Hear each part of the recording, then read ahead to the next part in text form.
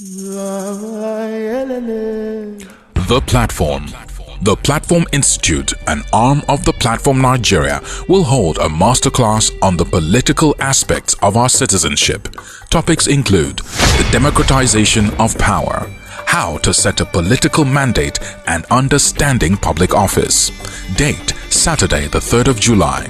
Time, 12 noon to 4 p.m.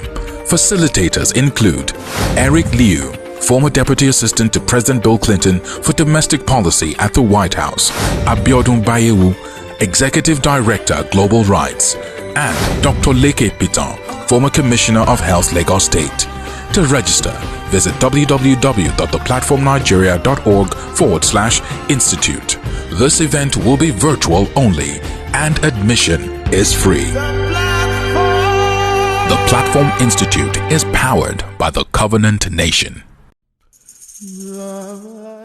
Good afternoon and welcome to the Platform Nigeria Institute Politics 101 Masterclass. My name is Soji Akinyele and I'm delighted to moderate you through this 4-hour session that promises to be highly informative and highly engaging.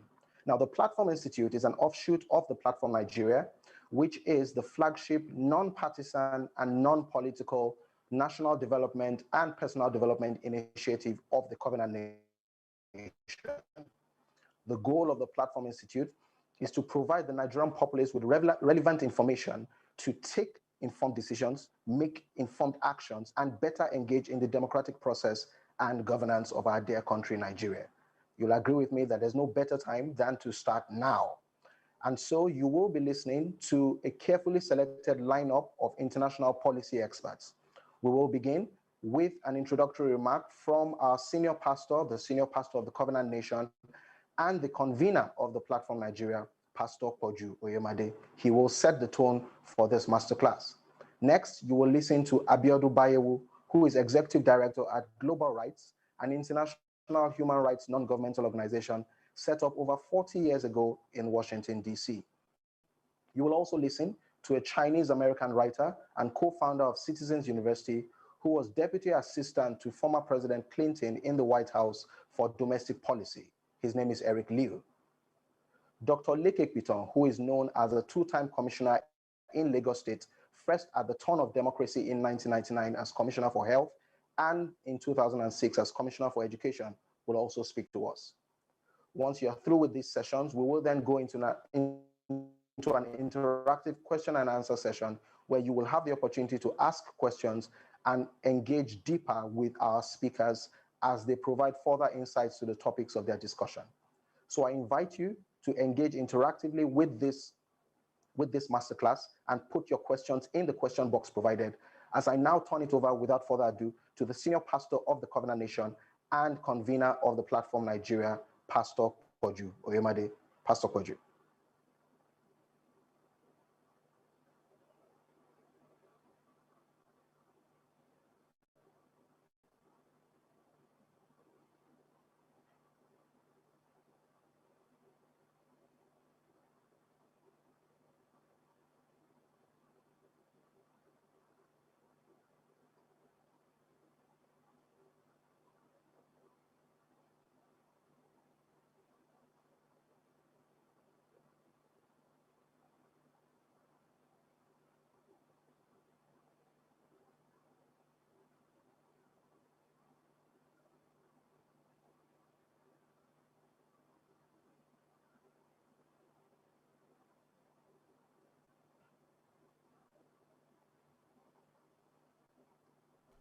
The Platform Institute, an arm of the Platform Nigeria, will hold a masterclass on the political aspects of our citizenship. Topics include the democratization of power, how to set a political mandate, and understanding public office. Date, Saturday the 3rd of July. Time, 12 noon to 4 p.m. Facilitators include Eric Liu, former Deputy Assistant to President Bill Clinton for Domestic Policy at the White House, Abiodun Bayewu, Executive Director, Global Rights, and Dr. Leke Piton, former Commissioner of Health, Lagos State. To register, visit www.theplatformnigeria.org/institute. This event will be virtual only and admission is free. The Platform Institute is powered by the Covenant Nation. Thank you again. This is the Platform Institute Politics 101 Masterclass. Pastor Poju, the convener of the Platform Nigeria, will speak to us further into the program. But now I'd like to turn it over to Abiodun Bayewu. Abiodun Bayewu is the Executive Director of Global Rights, an international human rights and governance capacity development non-governmental organization set up over 40 years ago in Washington, D.C. Her work spans the emancipation, if you like, of disenfranchisement, among those that have been discriminated within the society. She is chair of the Justice and Empowerment Initiative and also sits as a board member of the Serena Initiative, WIVO Workforce, and the Initiative for the Coalition of African Corporates, which is the coalition of over 130 corporates across 30 African countries. I now invite Abiodun Bayewu for her session. Good morning, good afternoon, and thanks for having me. I'm highly honored to be here today. I'd like to thank Pastor Poju and the entire Covenant Nation for this honor to speak at the Platform Institute this afternoon. I have a lot to share, so I'm just going to go very quickly and share my screen. I've been asked to speak on the Constitution and if it's the problem of Nigeria. Do you think that the Nigerian Constitution is the problem with Nigeria? I'll let you answer that at the end of this. There's so much debate about the Nigerian Constitution right now. Well, the big question, is the Constitution perfect? There is no perfect constitution in the world, no matter how advanced, how peaceful, how strong a country is. There are no perfect constitution. But is the Nigerian Constitution strong enough to build a Nigeria of our dreams? And here are some of the things I hear all of the time: that our union is a colonial contraption, that electoral reforms is what we need not to change the Constitution, while some other people think that the Constitution is our problem. And something that the problem with Nigeria is Nigeria. And there are people who also think that the Constitution was imposed by the military, and so we need to scrap the Constitution entirely.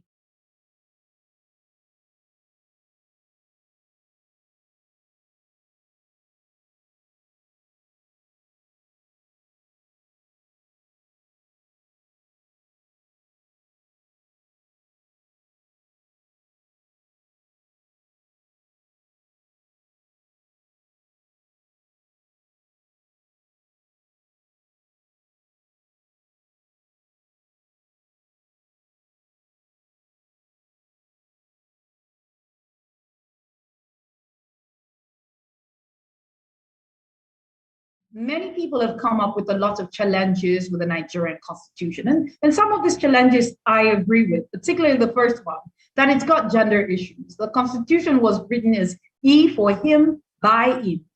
And then that we have a lot of child rights violations. The one I think about the most is the one that is in chapter 3 of the Constitution that makes a child an adult once that child is married. Some say that the Constitution continues to engender the centralization of power at the federal level, and that the Constitution is also not helping local government autonomy and administration, and that revenue allocation is another reason why there's so much power at the center and very little power at the state or the local governance level. Some are clamoring for the institution of state policing in the Constitution. The question of who is an indigene, who is a resident, are also issues that we've not been able to solve, and that we want those included in the Constitution. There are a lot of discussions around immunity in criminal cases, and also about creating constitutional roles for traditional rulers, if you will. And some people want more states and local governments created. Some people think that we should have less states and fewer local governments, while some think that we should have more. But at the underlying end of all of these issues is that we have a trust deficit, that we as Nigerians do not trust ourselves and that we do not trust our government. And also that people do not feel a sense of justice or equity. One of the favorite words in Nigeria is marginalization, and that people believe that the Constitution is contributing to the marginalization of Nigerians in Nigeria. But then let's also ask very hard questions. Does the translation and the strength of our Constitution have anything to do with us as citizens in a democracy? And how far and how should we go about translating our Constitution as citizens? What is the Nigeria of your dreams? And these are questions that each citizen of Nigeria must ask themselves and must answer for themselves. I like to think of the third one. What is the Nigeria of your dream? And a lot of times when I ask this question, people stop. People know a lot about the problem of Nigeria, but really don't have a Nigerian dream. Just getting by day is not going to be enough to create a country that is strong and that is vibrant. If we want to build a Nigeria of our dreams, we must understand what our rights and our obligations are under the Constitution. Embedded in the Nigerian Constitution itself is the Nigerian dream. But the problem is that a lot of times when people study the Constitution or look through the Constitution, they're looking for a section, they're looking for the faults, they're looking for the solutions to particular problem, and never really read the Constitution to get the spirit of the Constitution. I think it's like a lot of religious people, who would pick up the Bible. And when they have a problem, would look for a verse and would look, for a word in season. And we'll also look for a problem in the Bible. And we'll never quite get the spirit behind it, and therefore we'll never quite find a solution. But where are we coming from as Nigerians before we get into the story of the Constitution? What is Nigeria? Excuse me. What is Nigeria? How did we get here? What is the Nigerian dream? And how did we come about this Nigerian dream? Now, the term Nigeria as a mere geographical expression has been used a lot, especially for people who are talking about secession and they're talking about reforming the nationhood and rethinking of Nigeria. But the term Nigeria as a mere geographical expression was first borrowed by Chief Obafemi Awolowo in his book, The Path to Nigerian Freedom, when he pretty much was alluding to what was said by Count Metternich, of the European leading statesman, who in 1814 it said that Italy is only a geographical expression. Now, Chief Obafemi Awolowo had said this in 1947 when he said Nigeria is not a nation, it's a mere geographical expression. There are no Nigerians. Now, it meant it in the sense where you would say the English, and you were talking to an homogeneous group of people, or you were saying the Welsh or the French, and you were talking to a very homogeneous group of people, but that we're not homogeneous in Nigeria. We're made of different tongues, of the diversity of the nation from the north to the middle belt to the south of the country is vast and wide. And what he was calling us to do in 1947 is for us to decide to be a nation, that to take this on board and fight for Nigeria's independence and ensure that this nation becomes more than a mere geographical expression and that we progress into something greater. And so we need to define for ourselves what our social contract is. Why should we buy into this Nigerian idea? Is this Nigerian idea worth buying into? And so we need to define our social contract. And like my friends would like to say, you get why.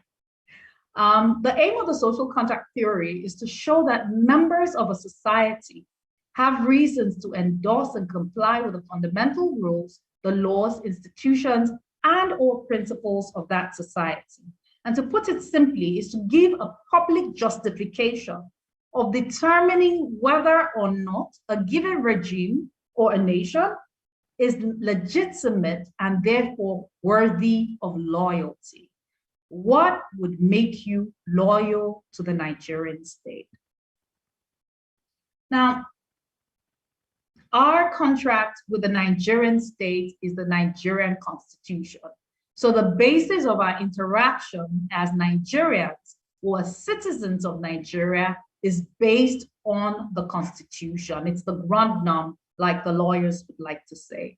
Now, chapter 1, it's in 8 chapters. Chapter 1 establishes the supremacy of the constitution of the state. Chapter 2 talks about the fundamental objectives and the directive principles of state policy. Chapter 3 speaks of citizenship. Chapter 4 talks of fundamental rights. Chapter 5 addresses the legislature. Chapter 6, the executive arm of government. Chapter 7, judicature.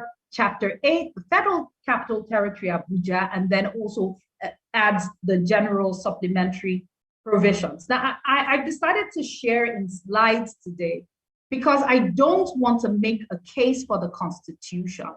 I want the Constitution to speak to you of the Nigerian dream and of what your role is in that dream. And at the end of the day, you can decide if this is a useless Constitution and we should throw it entirely away and as a people rebuild a whole new Constitution, or that this Constitution works. Maybe we need to tweak a thing or two, but that generally that the Constitution works. But then that's going to be for you to decide.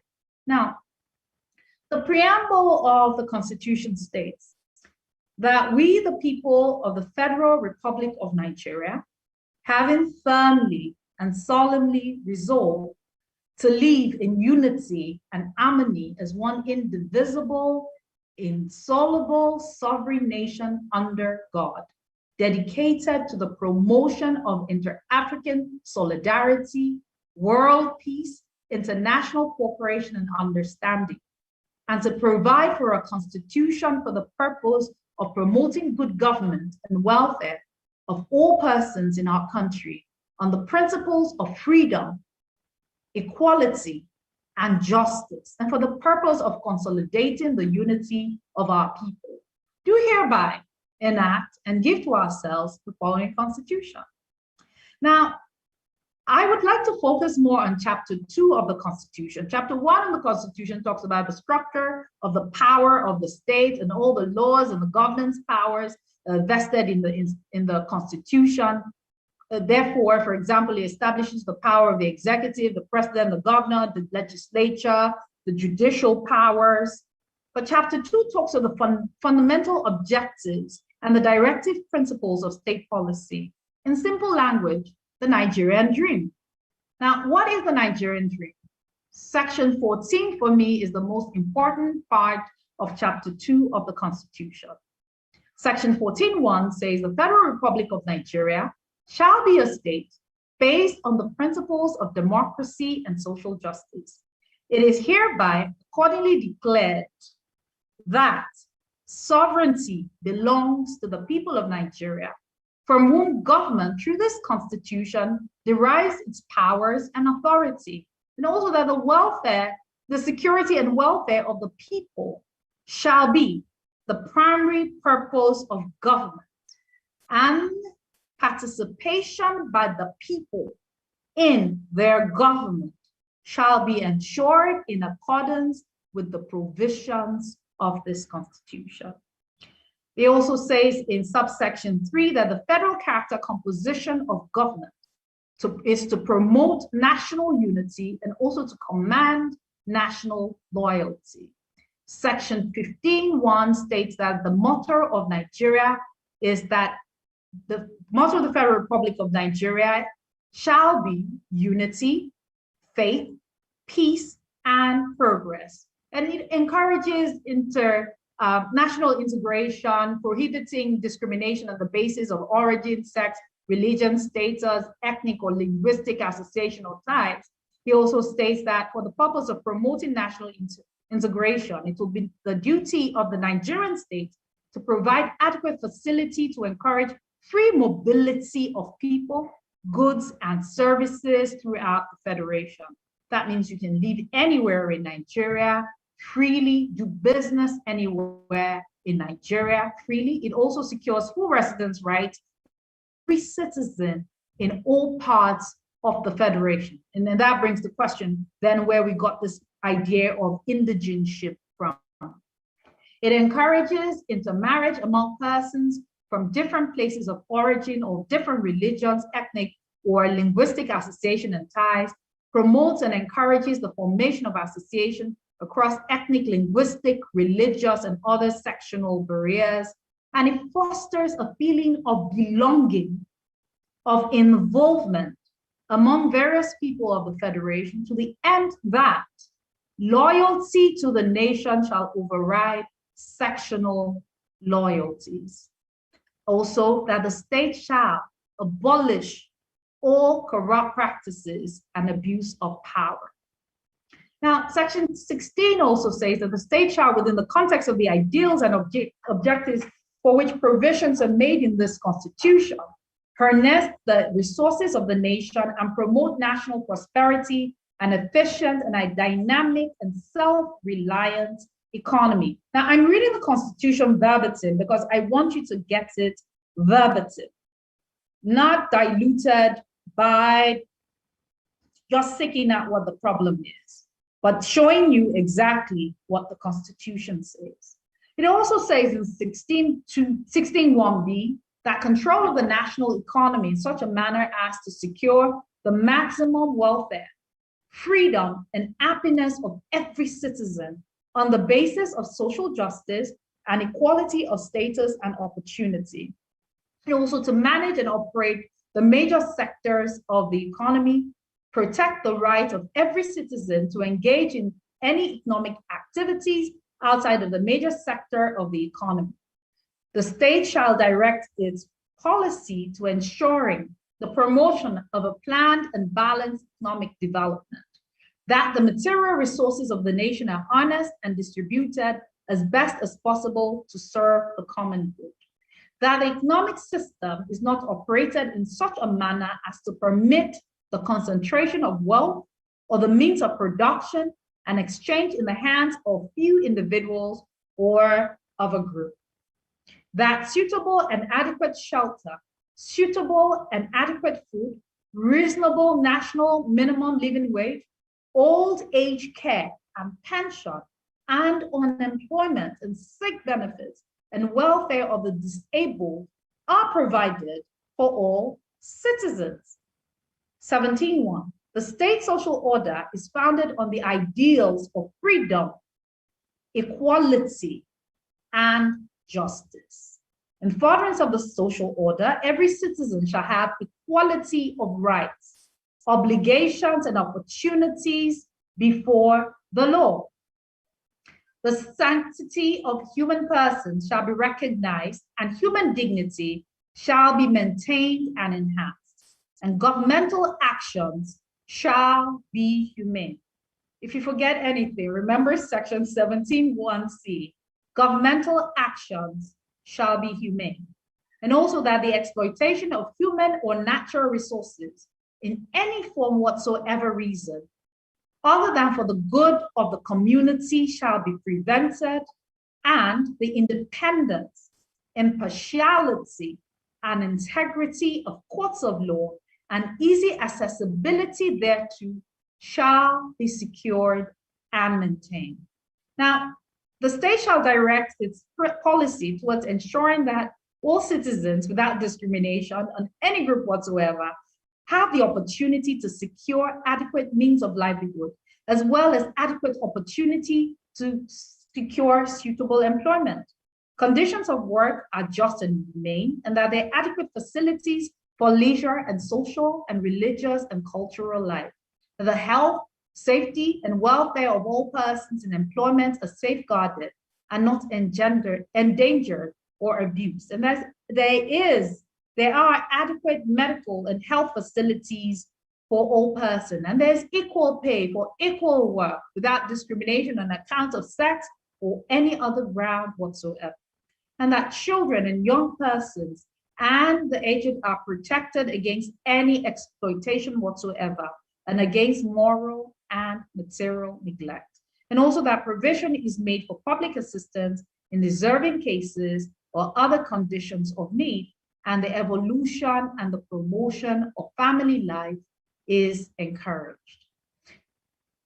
Government policies should be directed to ensure equal and adequate educational opportunities at all levels, to promote science and technology, to strive to eradicate illiteracy, and to this end shall, as and when practicable, provide free, compulsory, and universal primary education, free secondary education, free university education, and free adult literacy program.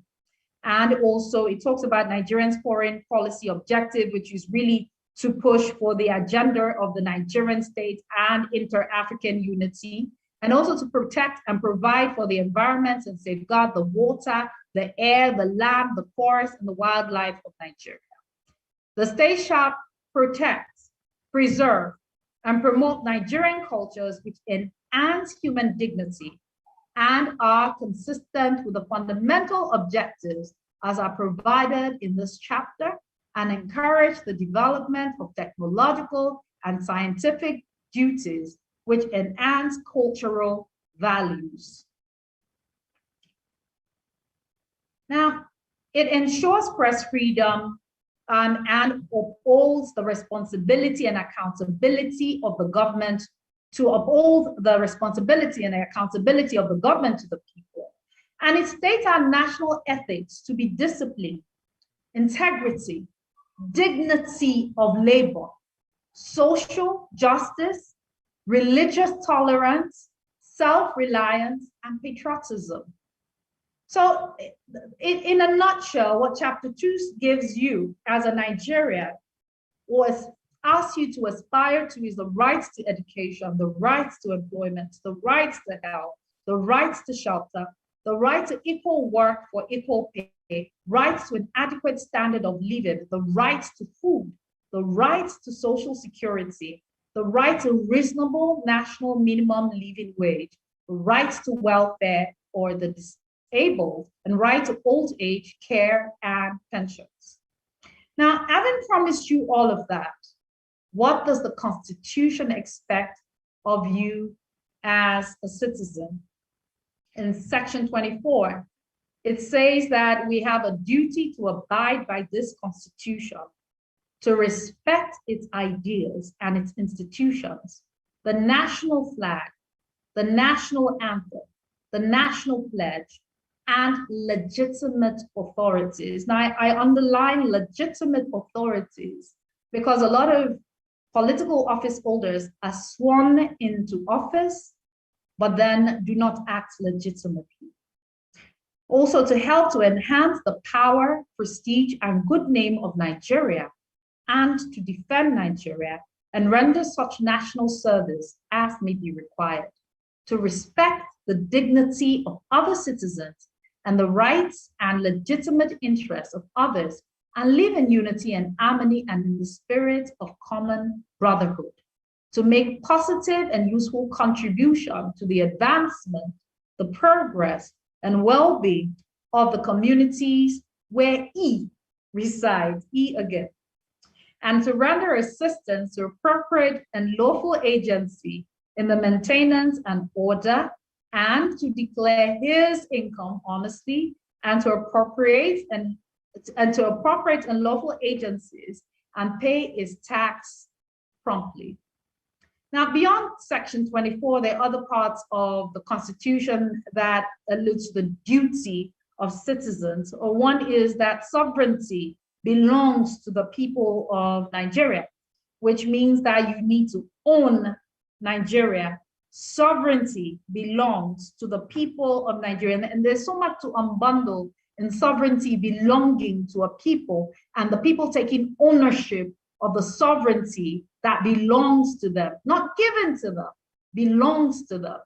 And that the participation by the people in their government shall be ensured in accordance with the provisions of this Constitution. And the big question is, how much are you participating in the governance of Nigeria? It also enjoins you to obey Chapter 4 of the Constitution and to demand the fulfillment of Chapter 4 of the Constitution, both for yourself and for other Nigerians. And if you're wondering what's in Chapter 4, it's the fundamental human rights, the chapter that encapsulates fundamental human rights. If you remember our national ethics, that we are to be disciplined, to have integrity, dignity of labor, social justice, and religious tolerance, and self-reliance and patriotism are our characteristics or the type of people that we should aspire to be as Nigerians. And that's what this Constitution is asking of us. Chapter 3 is basically citizenship. It's not the most interesting chapter for me, except that, of course, it disenfranchises women from being able to pass on citizenship to foreign husbands, but that foreign husbands can pass on citizenship to their foreign wives. Nigerian husbands can pass on citizenship to their foreign wives. So if you're born Nigeria, if you're born by Nigerians in Nigeria or of Nigerian parents or Nigerian grandparents, then you are automatically a citizen of Nigeria. And also if you're born outside of Nigeria or your parents and your grandparents are citizens of Nigeria, you can immediately, automatically be a Nigerian citizen. Also, it talks about naturalization. You must have lived in Nigeria for a continuous period of 15 years, or for 20 years if it's staggered, cumulatively 15, and then for at least a period of 12 years while you're in there before you apply for citizenship. And also it gives conditions for how you forfeit your citizenship and also how you may renounce your citizenship as a Nigerian. And also that the president may deprive a person who is other than a citizen by birth or by registration of their citizenship if they act against the Nigerian state. And a lot of times I like to think of acting against the Nigerian state to be that you are not acting in the interest of Nigerians. And other than the number of us who were already born Nigeria, if you're not working for Nigeria, then you're likely working against Nigeria. I wish that the Constitution will also say that we can delist you. Chapter 4 of the Constitution, which is the fundamental rights, and I know a lot of people know this, but I'll just quickly go over it. But also that it accords dignity, the most important one and the very first one, is the right to dignity of the human person, the right to personal liberty, the right to fair hearing, the right to family and private life, the right to freedom of thought, of conscience and religion, and the freedom of expression and of the press, and the right to peaceful assembly and association, and the right to freedom of movement, the right to freedom from discrimination, the right to acquire and own movable property, the right to prohibit the compulsory acquisition of property. So having gone through this essential part of what your contract is with the Nigerian state, what your duties are to the Nigerian state, what rights you have to ask of the Nigerian state, I'd like to ask again, do you think that Nigeria's problem is its constitution? I don't think so. I think it's that we're not occupying the office of the citizen, that we're not thinking deeply about what our duties as citizens are. And that till I read section 24 today, that most people had never thought that the Constitution bestowed duties on them. And largely it's a fault of civics not being taught in school anymore. And the fact that we do not talk about the Constitution in our homes, we do not pass the ideals of citizenship on to our children. Not that we should blame most Nigerians for this. We lived through decades of military rule, and that in the past 22 years of civilian rule, that we've not really started to ask ourselves and share amongst ourselves what citizenship means, what nationhood means, that we've spent a lot of times looking for what divides us, what is not good about us, and that lately it is the turn of the Constitution, in my opinion, to be attacked. So how do you occupy the office of the citizen, in my opinion? I think that you need to uphold and insist on the spirit of the Constitution. There are parts of the Constitution I do not agree with. For example, I shared that I don't agree that it favors men above women. Section 55 of the Constitution also says that the business of the National Assembly shall be conducted in English and in Hausa and Igbo and Yoruba, where adequate arrangements have been made therefor, ignoring minorities across the country and their own languages, and their right to also have their languages at the National Assembly, spoken at the National Assembly. I think that you need to pay your taxes as citizens. Show me where your money is, and I'll show you where your loyalty is. I think that we need to hold all arms of government accountable, the judiciary, the legislature, the executive. And I think that we're not doing enough of that as citizens. And so to deflect from us doing that as citizens, they would often ask us to look at the Constitution and how imperfect the Constitution is. We need to demand service from civil service. And I dare Nigerians to begin to also think of getting into civil service and serving, because that is one of the ways in which to serve your country and not just to make money. I'm looking forward to the day when people who have a vision for Nigeria will massively begin to join the civil service.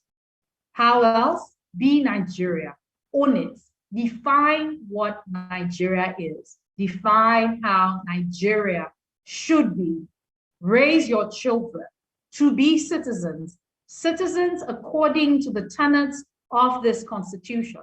You've got chapter 2 to think about, you've got chapter 4 to think about, and ask yourselves, am I raising my child to be a citizen of this country?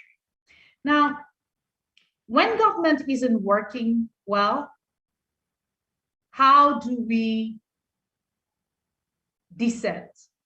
Are strikes and protests the only ways to register dissent? I think not. I think that we can vote, that we can write petitions after petitions and gather signatures as well to push for what we want. I think that strategic litigation is also very, very important. And I think that we should also clamor for the removal of public officers who are not fulfilling their role, and also that we're able to join online campaigns and signature capture campaigns, and also to hold town hall meetings on issues.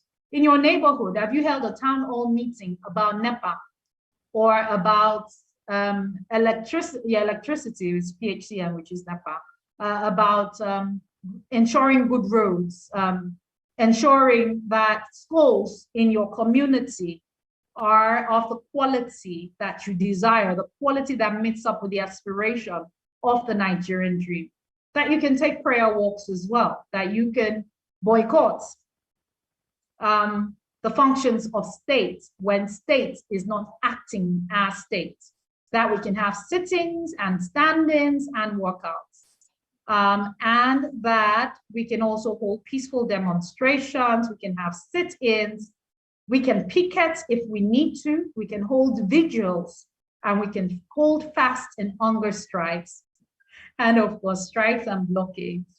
And also that civil disobedience is sometimes essential when the state is failing.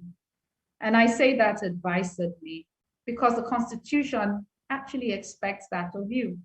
So wherever you see that the Constitution is not being upheld by government, where you see that the Nigerian dream is not being respected, that we have a duty to ensure the respect of the Nigerian state, to ensure that we fulfill our part as citizens, and that we ensure that we have a Nigeria of our dreams. Thank you.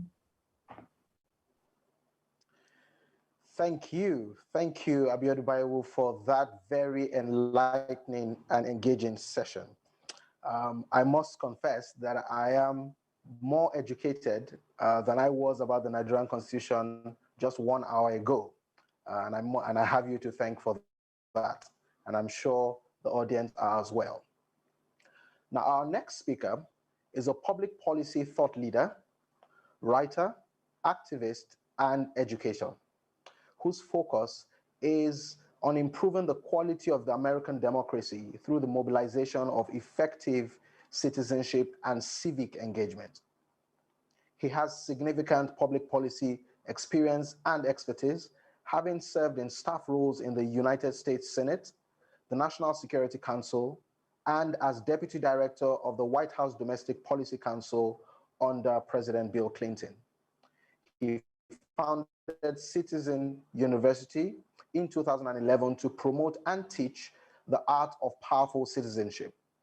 The son of Chinese immigrants, Eric Liu, has dedicated his time and his life to the ideals that animated the founding of the United States of America. Please listen to Eric Liu's engaging and thought-provoking session, which comes up now.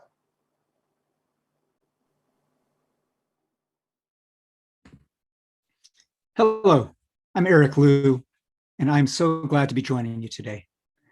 I wanted to speak today about this moment that we live in globally, a moment of bottom-up citizen power arising and emerging in all different kinds of contexts and challenging the meaning of democracy. I run an organization in the United States called Citizen University. We're based in Seattle, Washington, but we work all around our country to foster a culture of powerful, responsible citizenship. And in a moment, I will unpack a little bit what I mean by each of the words I just said, a culture of powerful, responsible citizenship. But I wanted to begin today actually by giving you a little bit of context for how it is that I came to care about these topics and engage in this work, and how I began to see the ways in which these ideas of what it means to govern ourselves as citizens, what it means to be the gardeners of our democracy, is not only an American phenomenon, but a global one. I begin with just my own family story. I'm the child of immigrants. My parents were born in mainland China during a time of war and revolution, and they came to the United States in the late 1950s. When they came here to get education, to seek opportunity, they began a journey that would lead to my own flowering here in the United States. I was born in upstate New York, raised there, and all my childhood, there was an unspoken sense in the household of obligation. And I think in any immigrant household, there is this very tight bond between opportunity and obligation. And the unspoken sense in my household was that all I had done was to have the dumb luck to be born here in the United States in the latter third of the 20th century. That it was my parents who had done the heavy lifting to make the choice to cross an ocean, to make the sacrifices to build a new life. And again, the unspoken sense, they rarely said this out loud, but it was just the milieu, the vibe that I grew up in, was what was I going to do to earn it? How was I going to be useful to my society? My paternal grandfather, who I never met, was sort of a legendary figure in my household growing up. He had been the son of a farmer in China, and he came of age just at the time that the Republic of China emerged. And he was part of that idealistic generation that was intent upon building a nation. And indeed, his name in Chinese was Liu Guoyun. Liu, the family surname, and Guoyun in Mandarin means basically deliverance of the nation. So no pressure. But his father, a farmer, somehow saw in his son this sense of destiny. And indeed, my grandfather would grow up in a time, as I say, when the Republic of China was emerging, and he would become a pilot in the first Air Force of the Republic of China. And later, as those years of war, both civil war within China and war against the Japanese unfolded, he would ultimately become a leader in the nationalist Chinese Air Force. As I say, I never knew my grandfather. He died before I was born. But the sense of having a figure like that in my family, whose name literally was deliverance of the nation, coupled with that child of immigrant sense of how was I going to earn it? How was I going to be useful to my country? Made me think a lot as I was growing up about how I could have a hand in the deliverance of my nation, of the United States. Now, I know all of you watching here are wrestling with similar questions in your nation, similar questions about what it means to actually deliver upon a promise of independence, a promise of self-government, a promise of democratic citizenship. And what I want to say to you today in describing my own story, my own path, is that that is not a promise that emerges from the top down. It is a promise that only comes to life to the extent that each one of us in our own hearts, as a matter of the habits of our heart, take ownership of and responsibility for the flowering of those ideals. Here in the United States, one of the things that we grow up with is this sense that there is a creed that we are bound together by. And indeed, in the United States, sometimes you can think there's very little besides that creed to bind us together. We're not a nation of a common religious tradition. We're not a nation of a common language or a common history on a common piece of soil. We're a nation not only of immigrants, but a nation, as you well know, whose whole identity was shaped in part by the enslavement of Africans, by the forced relocation and genocide against the native peoples here, by the fusion of all of these tragedies, the fusion of all of the hopes that went into migration, and the resilience of the world's peoples. Life in the United States is something that I think actually matters not only for Americans, and it matters for the rest of the world, not because of American power and American military or economic might. It matters because there's an idea here, an idea that this country actually embodies some of the hybrids that the rest of the world, sooner or later, is going to see and experience.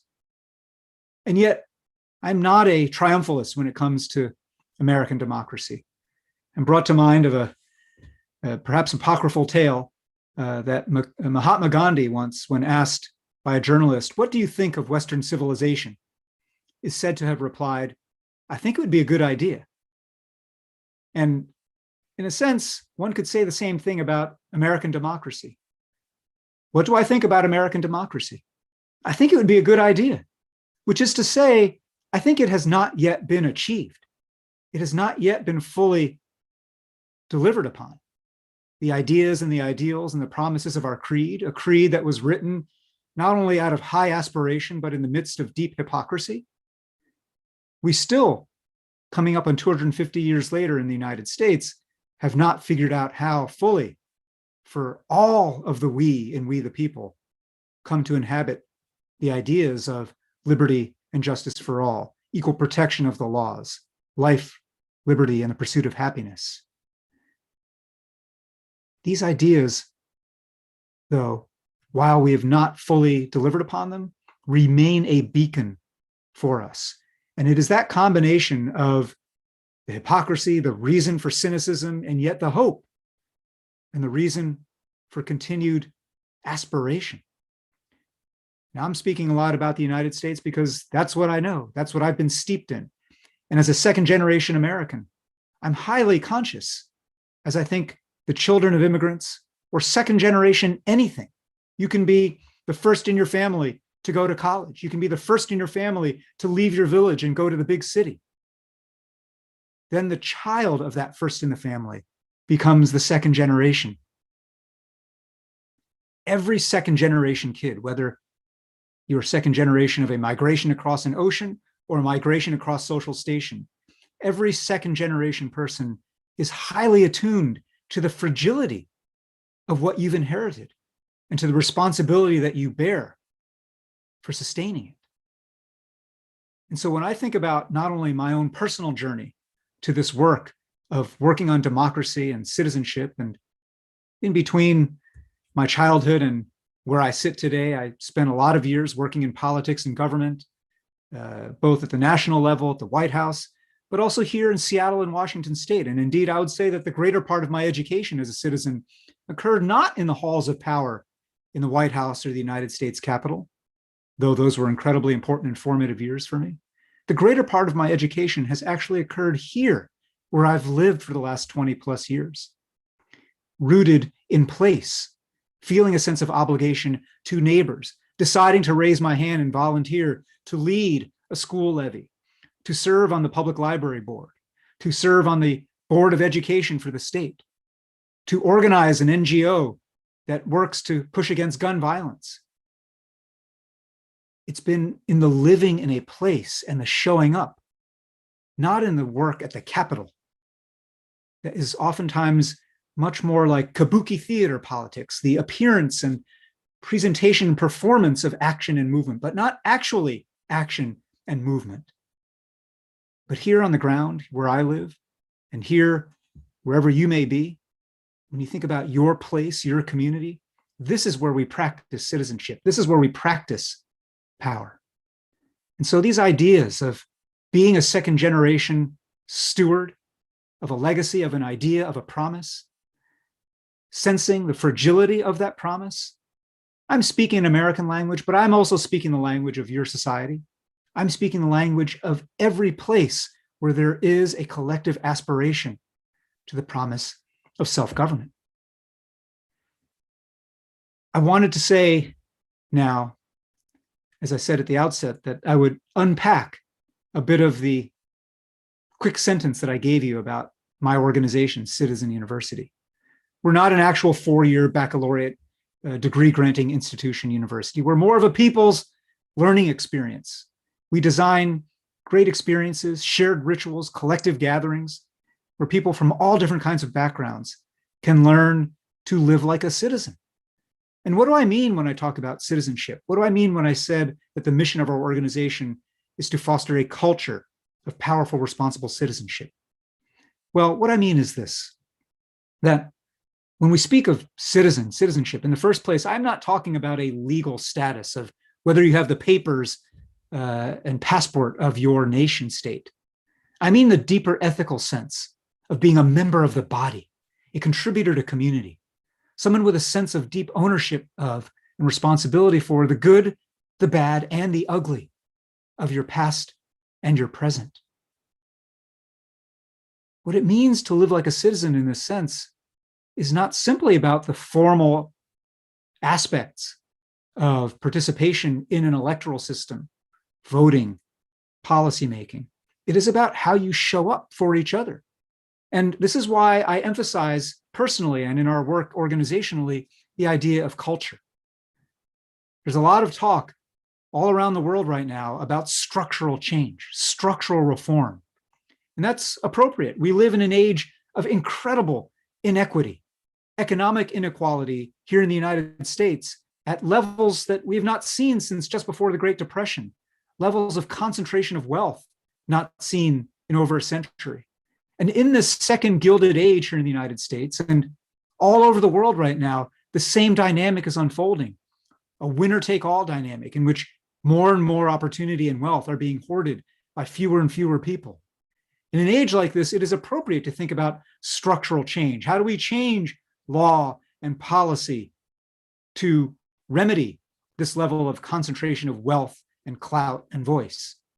And yet, I believe fundamentally that as much as we need to focus on structure, that culture precedes structure. Culture, by which I mean our values, our norms, our narratives, our habits, our collective myths and ideas of who we are, that culture is upstream of structure. Culture shapes the frame of the possible when it comes to structural change. If you have a culture, as we have had for too long in the United States, of rampant hyper-individualism, of raw self-seeking, of memorylessness, and a sense of no obligation to past or future, then you're going to have a very cramped and narrow space for possible change when it comes to structural reform. But if you have a culture of mutuality, of responsibility, of a sense of being connected to a chain of obligation and relationship, then all of a sudden space opens up for different kinds of structural reform and change. And so culture matters fundamentally. And yet, as we all know, culture is a lot harder to get your arms around and a lot harder to change and to measure than structure. Structure, you can say, well, we changed this particular law, this particular policy, and now we've dialed up GDP this much or that much. Now we've seen in measurable ways this amount of crime or that amount of crime in the city. We have an index to determine the levels of corruption that exist here because of this law. But I think you know well in your society that you can't pass a law that will outlaw corruption. Laws are necessary, but they are wholly insufficient. Norms are what form, again, the frame of the possible here. And when you think about something about like corruption, that becomes very obvious in a day-to-day way. But let's think even more broadly about something like a constitution. Here in the United States, we love our Constitution. I cherish, for all of its flaws and all of the built-in compromises that we're compromising not just around issues in policy, but compromising around the humanity of people who lived on this soil at the time of the ratification of that document. When I think about our Constitution, I love our Constitution. And yet I recognize that constitutions at the end of the day are just words. They are just words on parchment. It is up to us to decide as a matter of commitment whether we're going to animate those words, how we're going to live up to those words, and whether we're going to foster a culture in which those words have sustained meaning, shared meaning, and meaning that leads to collective action. So when I speak about a culture of citizenship, what I mean is this. I think about citizenship in this broad, capacious ethical sense as a simple combination of two elements. I want to speak about those elements right now. We have a simple formula, an equation that I sometimes use to describe citizenship. And the equation is this: power plus character equals citizenship. Let me unpack that equation for you. That to live like a citizen, you have to be, in the first place, fluent in power, literate in power. And I will, in a moment, say some more about that. But once you gain that fluency in power, understanding of what power is, who has it, what sources it emerges from, why that is, how it's allocated, and how its allocation could be changed. Once you gain that fluency and that literacy, and it is a fluency, it is a literacy, just like reading and writing, any language, any written language would be, because power is itself a language that can be mastered. But as we all know, it is one thing to be able to read a language. It is another thing to be able to write it, to author something using that language. And so a fluency in power involves not just being able to read power and understanding, oh, I look at my community, I look at my country, and I see who really runs this place. I understand, even beyond the official charts of ministers and councils and so on and so forth, who really pulls the strings here. I get that. I can read that map of power. To be fully fluent in power is to say, and I know how to redraw that map. I know how to rewrite that map. I know what I'd have to do, how I'd have to move things to change that map. So fluency in power is fundamentally important for citizenship. But fluency in power alone, while necessary, is wholly insufficient.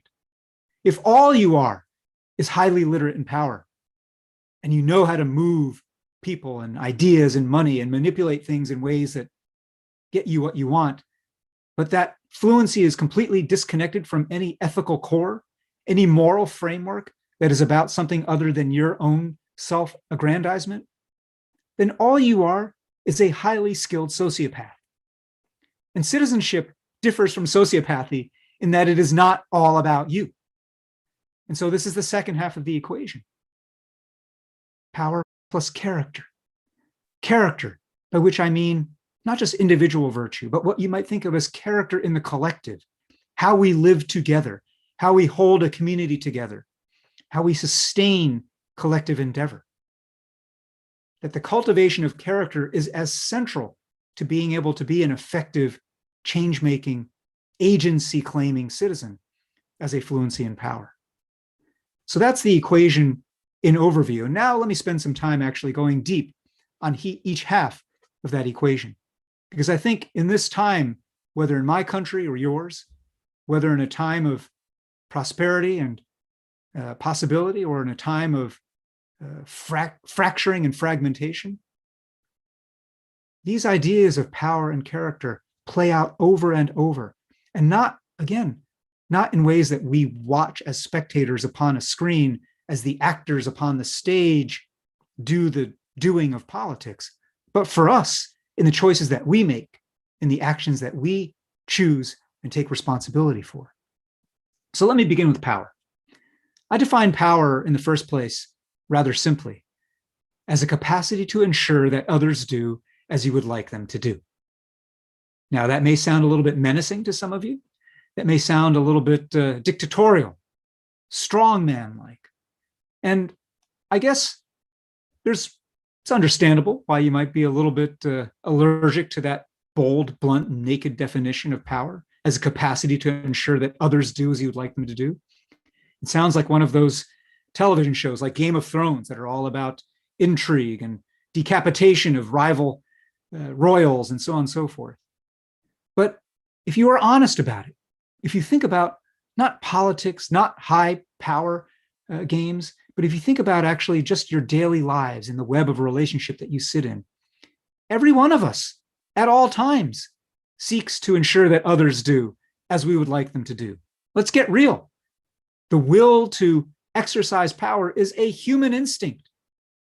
And that will, that desire to ensure that others do as you would like them to do is, well, it's like fire. It's like physics. It's not good or evil inherently. It just is. And whether it's put to good uses or to evil uses, well, that depends on us and the moral choice making that we will engage in. But simply because fire can be put to negative, pernicious, destructive use does not mean that we therefore ought to put our heads in the sand and never learn how to use fire, never learn how to master fire. No, it actually obligates us all the more to understand how that force can be harnessed for good, to heat our homes, to make our food, to power our machines. So it is with power itself. And this moral reflex that we have, it's not just because of the definition that I gave, but I think so much of the common parlance about the idea of power itself is draped in a negative moral valence. Think about the language we use. People are on a power trip. They're power hungry, power mad. All the associations we have with the word power are negative. And so many people in everyday life want to disavow power. Ironically, that's particularly true in a democracy where we're supposed to all be equal. And so no one wants to actually show off that we're unequal. And so everyone wants to disavow power. Oh, power, that's that dirty stuff that other people do. Me, I'm just living my life. I'm just being a good person. When we do that, when we choose willfully to remain ignorant about power, when we disavow our own power, when we claim right off the bat, I don't have power, that's not for me. Power is something that bad people use and bad people do, and I'm a good person. When we do that, well, we create a self-fulfilling prophecy. Those who say they have no power very quickly have no power. Now, I know the inverse is not necessarily true. It's not simply that by saying I have power, that I have power. But I think one of the things that we've all got to do as citizens, as people who profess to want to be able to govern ourselves, who believe in the idea that a system is legitimate to the extent that it rests upon the consent of the governed, and that consent be informed, and that consent be expressed not only in the ballot, but by our participation, to that extent, we must actually learn power. We must take responsibility for it. We must take ownership of it. And what it means to do this is something that I think is at the beginning, again, a matter of a mindset, a matter of a commitment. Let's take something as obvious as voting. All around the world where there are voting systems, where democracies or countries that pretend to be democracies and have elections, all around the world, you have people who don't show up to the ballot, who say, what's the point of voting? The system's rigged. The game is rigged. Why should my voice won't count. My vote is just 1 in a million, 1 in 10 million. What's the point? And there again, that attitude, that mindset is, first of all, wrong. We've seen all over the world cases in which things are decided by a very tiny handful of votes. But second of all, that attitude is rapidly self-fulfilling. And what I often say is, there's no such thing as not voting. Not voting is voting. Not voting is voting to hand your power over to somebody else. Someone who, in many cases, will have interests that are inimical to your own. Hand your power over to that other person and say, here, please, take my power. Use it against me. Not voting is wearing a sign on your back that says, kick me, and a sign on your front that says, I'm a fool. There's no such thing as not voting. And if you extend that idea beyond the actual literal casting of ballots during an election to the broader ideas of the exercise and the practice of power, there's no such thing as not practicing power. Choosing to say, I don't have any power, is simply handing what power you have over to somebody else. And now let me speak a little bit more concretely about power in civic life. If this capacity to ensure that others do as you would like them to do is what I mean by power, that capacity, when applied to questions of common concern, of shared interest, is what you would call civic power. And civic power, in my view, emerges from several different sources. And I think they're all very elemental and elementary and instinctive to us when I say them. And yet again, we don't always talk this way in polite company about power. Power emerges from money, obviously. Power emerges from force and the capacity for violence, whether that's an armed gang or a militia or a military force. Power emerges from people, from numbers. Sheer numbers of people generate power. And you see that in the protests that have led to revolutions all around the world. And you see that in your own village, in your own community, in your own workplace, where a majority, where a critical mass of people can suddenly change what is considered normal, what is considered okay. And that brings me to yet another source of power, social norms. Social norms are a great source of power in civic life. The ability to help define and shape what is normal and what is okay. Is it normal that this level of corruption should just be standard in our political culture? Is it normal that someone should trample upon the Constitution of the United States from the presidency itself? Is that normal? Do we accept that as normal? Social norms about everything from politics to relationships to gender equity, these norms are fluid, and no single person can change norms for whole society, but collectively in a webbed way, we together are always practicing that form of power. And yet, as I said, norms have an entwined relationship with laws.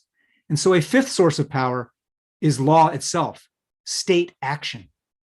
The government choosing by policy, by law, by fiat to force people to do something, to regulate people and their behavior in some way. And that language may sound negative, but of course it's positive too. Forcing polluters to actually stop polluting, forcing people who are recklessly using dangerous weapons to stop using those weapons in those ways. And then finally, when you think about these sources of civic power, you think as well about the ways in which our own belief in the possibility of power is a source of power. And this is the last of the six. Ideas. Ideas as a source of civic power. Here in the United States, as I said earlier, the idea of equal justice under law, the idea of we the people enshrined in our Constitution, the idea of liberty itself is an idea that has great power. It motivates and it mobilizes people to act in different ways. And so when you understand these different sources of power, you can look at them not only at a societal scale, but at the scale, again, of your own lives as citizens. And for each of you, I don't care how rich or poor you may be. I don't care how educated or uneducated you may be. I don't care how connected or not connected you are in your networks. Every one of us has some quantum, some stock of civic power. If you go through these sources I just described, people power, ideas power, social norms power, the power of force, the power of state action, the power of ideas, the power of wealth and money. Each of us can take an inventory of our own levels of power. And as you take your inventory, you'll see a little mound accumulate of your own capital, your own social and civic capital. Think about that. Every one of us has more than zero when it comes to our power. And when you take that inventory and you take stock of your power, you come to a very simple binary choice. Shall I hoard or shall I circulate? When we get to the character part of this equation, I'll say more about hoarding versus circulation. But I wanted to say this right now because taking inventory of your own power is something that you can and you must do to get more concrete. Who are the people I could mobilize? What are the financial resources I could activate? What is my capacity to change social norms, influencing people on social media, influencing people through friend networks, through extended kin networks? What are the ways in which I'm able to be connected to government decision makers? What is my capacity as a thinker, as a writer, as a speaker to change ideas and narratives for other people? Every one of you has more power than you realized. Indeed, that's the idea behind one of my books on this topic called You're More Powerful Than You Think, A Citizen's Guide to Making Change Happen. But once you take stock of those different sources of power in your own lives and in your communities and every fractal scale outward, it then behooves us to understand how power works. And I believe that there are three fundamental laws of power in civic life. Law number one is that power compounds. It concentrates. And I don't have to tell you this twice. Again, we live in the age of inequality. All around the world, we live in an age where few are taking too much. And so we recognize that in our bones, we can feel in this grinding age of inequality, the power and the force of law number one, that those who have will tend to have more, and those who have not will tend to have even less. That left to themselves, systems lead to gross inequities and concentrations of wealth and clout and voice. Here in my society in the United States, we're living through a period where over the last 40 years, the share of national income going to the wealthiest 1% has tripled from 8% to nearly 23%. Now think about that. Think about if nearly a quarter of your blood supply were being hoarded by 1% of your body. Imagine if a quarter of your blood supply were ballooning in your pinky finger. Now, for a little while, your pinky finger would think, boy, life is good. Times are flush. I'm living large. This is awesome. But while that grossly distorted ballooned pinky was thinking it was doing pretty well, pretty quickly thereafter, it would hit the ground because why? Because the hand to which it is connected, the arm, the body, the torso to which it is connected would be gasping for air, would be dying, would be unable to move forward. And down on the ground, that engorged pinky would suddenly realize belatedly, oh, wait a minute, I am of the body. I cannot be disconnected from the body. My fate is entwined with that of the body. And when I have a quarter of the blood supply, the body will not thrive. The body will not survive. and in turn, neither will I. And that conception of power concentrating and compounding in these ways is something that we feel in economic terms, but we feel it in cultural terms as well. The age of social media and the internet and networked, instantaneous compounding of voice reminds us very clearly.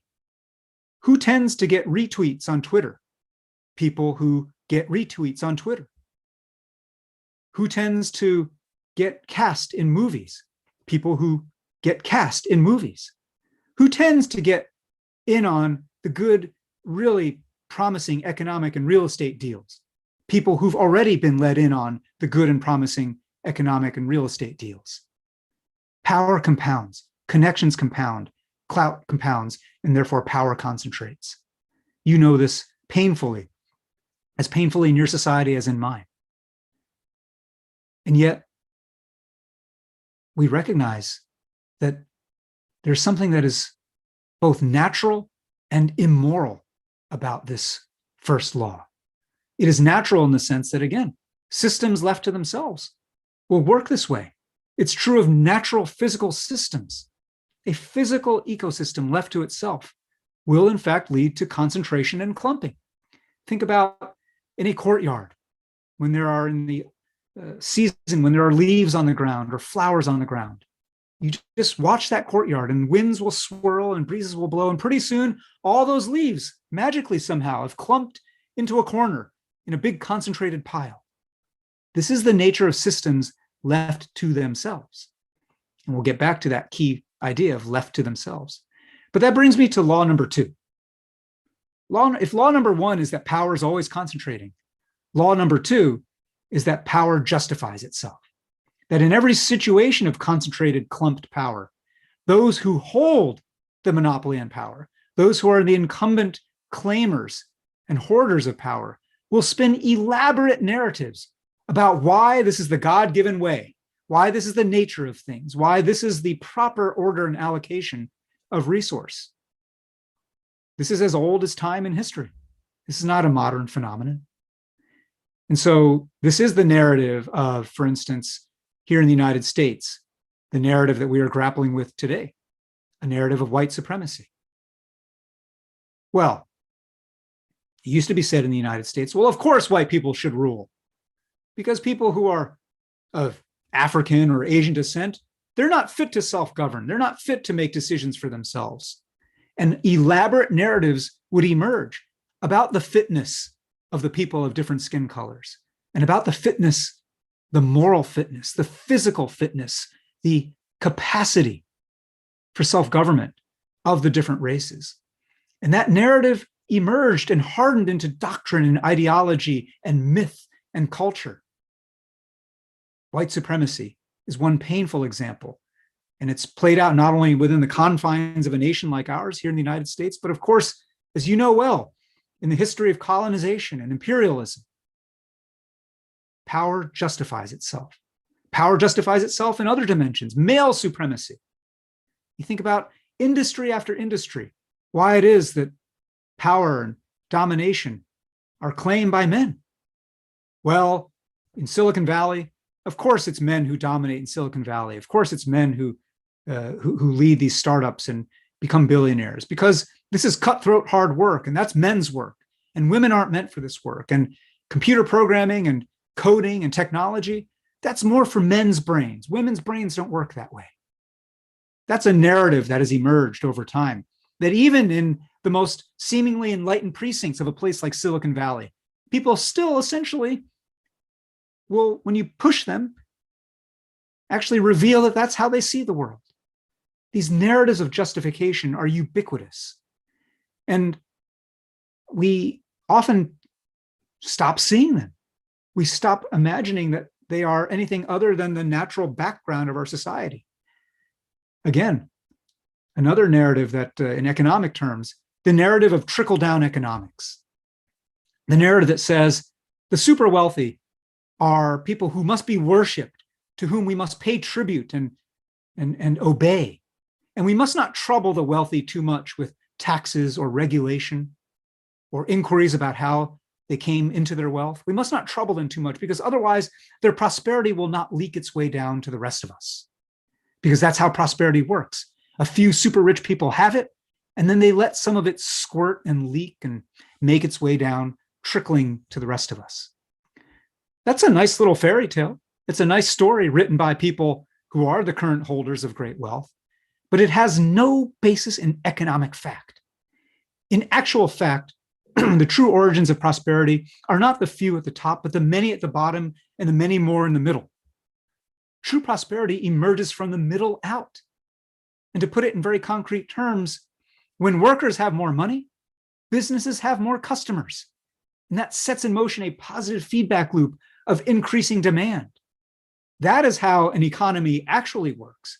And that is what a counter narrative needs to be built around. The idea that the true sources of prosperity are the people who do the working, who do the living, who do the buying, who do the building. And yet, trickle-down economics is pervasive among Republicans and Democrats here in the United States, among people on the right and the left in other societies. Power justifies itself. Now, if all we have are these first two laws, that number one, power is always hoarding and concentrating, and number two, that power is always justifying itself, we'd be stuck in a pretty grim doom loop. Be a pretty bad situation to be in, and one that I think many of us these days feel rather familiar with, where a tiny number of people hoard the power and then tell the rest of us, you should be thankful for the crumbs that we give you. You should be thankful for what little we let leak down to you. What breaks this doom loop, though, is law number 3. And law number 3 is foundational and what I want to leave you most with today. And it is this: power is infinite. I'll say it again. Power is infinite. In even the most rigged game, in even the most unequal situation, it remains entirely possible to generate brand new power out of thin air through the magic act of organizing. Organizing and inviting 1, 2, 5, 10, 100 other people in some common endeavor requiring common goals, common plans, common strategy, common muscle building. That act of organizing generates power where it did not previously exist. And this infinitude of power is something that too many of us forget too often. Now, it is true that once people who didn't previously have power organize and begin to generate power by organizing and be able to change the balance of power, that once that happens, it is, yes, possible for those who were the prior power holders themselves to organize and counter-organize and try to rebalance the balance of power back in their favor. And then it's possible for those others to counter-organize. And there's a word for this organizing and counter-organizing and counter-organizing. That word is politics. That word, that idea, is politics in a democracy. And what we've got to remember is that when power is infinite, we are signing up for a game of infinite repeat play. That power in a democracy is not meant to be a one and done kind of thing. The object is not for you or your team or your side or your party to get enough power to wipe the other groups off the face of the map. That in democracy, we agree that we're all going to win some and we're all going to lose some. And that when we lose, we're going to counter-mobilize and counter-organize. But that when we do that, we recognize that this will keep on swirling and changing, and that we owe it to ourselves and to the people we profess to represent to accept those terms of that game. That idea that democracy is a game of infinite repeat play, that the goal is not simply to wipe your opponents off the face of the map and the earth, may seem obvious, and yet I think in too many societies, including my own right now, people are disconnecting from those prior foundational commitments. And this brings me now to the second half of that equation.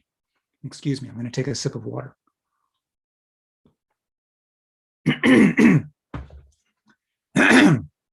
The second half of this equation, power plus character. As I said earlier, if all you have is this fluency in power. If all you do is you understand these three laws of power and you become fluent in understanding how to mobilize and organize using law number 3, how to mobilize and organize those 6 sources of power I described earlier. How do you organize people? How do you organize money?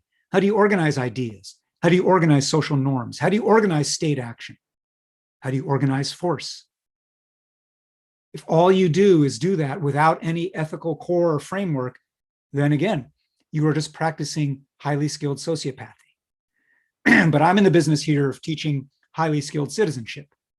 And so citizenship requires the other half of this equation, which is civic character. Character in the collective. And what do I mean by character? I mean, in the first place, how we shift these background assumptions of what we are together. Here in the United States, there's a background narrative that essentially says it's every man for himself.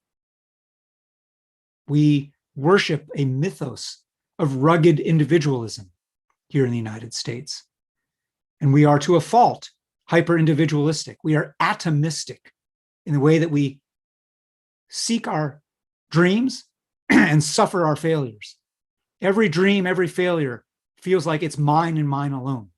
This is a country whose idea of itself is about individuals pulling themselves up by their bootstraps, forgetting that rugged individualism never got a barn raised. Rugged individualism never got a field cleared. Rugged individualism never got a vaccine developed. Any great endeavor emerged not only because of the spark and genius of individuals, but also because, and indeed fundamentally because, we are part of a greater collective. We are part of a social body. And so the first background assumption of civic character is recognizing that the operating idea should not be every man for himself, but recognizing that indeed we are part of a community. That it's not just I must seek my own and cut an elbow and make sure that I get mine before everybody else, but rather to understand we're all better off when we're all better off. Now, this may seem like some naive, nice tautological statement. We're all better off when we're all better off. Oh, that's really cute. That's not how the world works, though. I beg to differ. That is precisely how the world works. When you think about the pandemic, you think about what it's taught us. You recognize that in a pandemic, there is no wall high enough. There is no hermetically sealed room in which the rich and the privileged can seal themselves off from a pandemic. A pandemic, a virus will find you.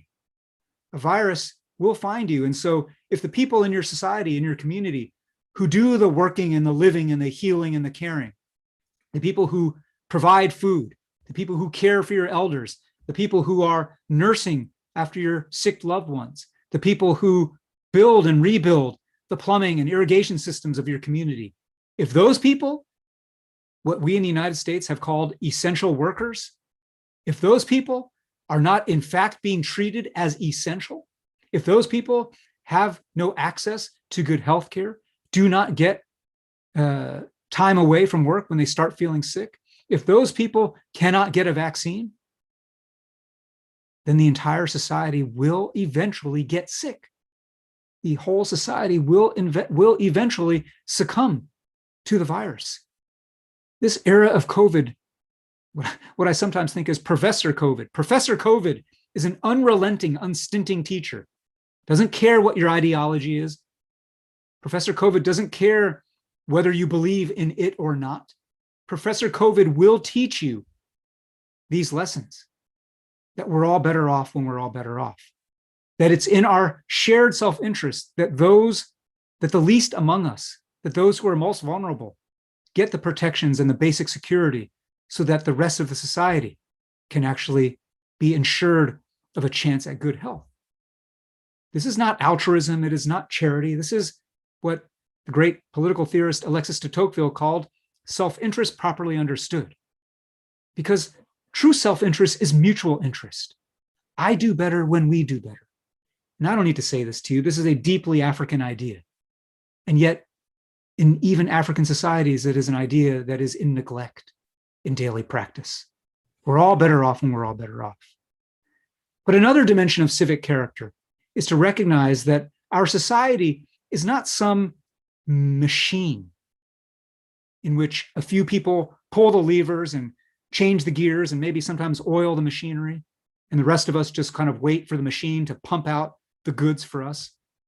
That our society, in fact, our democracy, our economy, is a garden, not a machine. And that to practice civic character is to sit not like a consumer waiting for the machine to pump out consumer goods for you, but rather as a gardener who recognizes that gardens require gardening, that we must weed, we must seed, we must feed the gardens of our democracy. We are not mere spectators. We are not mere consumers and customers. We are citizens. And so what are the weeds? The weeds of cynicism, the weeds of corruption, the weeds of polarization and demonization and the hatred that becomes contagious in political life too often now. Those are the things that must be weeded. What are the things we must seed? We must seed a sense of rehumanization. We must seed a sense of mutual interest. We must seed a sense of history, a sense that we didn't get here overnight on things like economic inequality or the climate crisis, and that we owe an obligation to generations that will come after us. That's a mindset that itself must be planted like a seed, and that we must water those seeds in the way that we teach, in the way that we speak, in the way that we raise our children, in the ways that we gather at gatherings like this.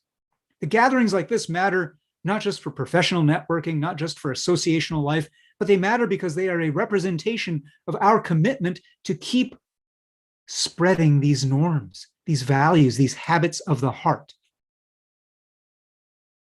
Another dimension of civic character is recognizing that when we come together in this way, when we think about what it means to create a nation woven out of a great diversity, that we must do so with humility, with moral humility rather than certitude, with intellectual humility rather than dogma and ideology, and spiritual humility rather than zeal. This is the work that we try to do at Citizen University here in the United States, and it's the work that I encourage you to do wherever you are, to try to bring a different kind of spirit to our common life. A spirit in which, well, there's a former judge in the United States with the wonderful name Learned Hand. That's actually his name, Learned Hand, who lived in the mid-20th century. And he has a famous line which says, "The spirit of liberty is the spirit that is not too sure it is right." All around the world today, people, because of social media and our technology and culture, people are rewarded for instant certitude. But we must cultivate a sense of not being too sure we're right and being willing and able to learn from those who we assume are wrong, those we assume are the other. When I said earlier that quote of Gandhi, what do you think of Western civilization? I think it would be a good idea. And I said, what do you think of American democracy? I think it would be a good idea, right? Well, I think about the work that I do, and the reason why I'm fired with a sense of purpose is I believe, as the son of immigrants, someone raised with an expectation that I would be part of the deliverance of this nation, my nation, that I should do so in a way that draws upon all the wealth and the riches of the civilizational and cultural heritage of my family from China. And so I bring to my work on democratic citizenship in the United States the ideas and the spirit and the values of Taoism, of a Confucian tradition, of thinking about ways in which my family was formed in a very different society. But what are the traditions? What are the things that can be drawn usefully from a Chinese way of thinking about relationship and obligation, a Chinese way of thinking about how we are connected into a single weave and web of fate and destiny, a Chinese way of recognizing that there's no such thing as a self-made man or woman, that we all make and form one another.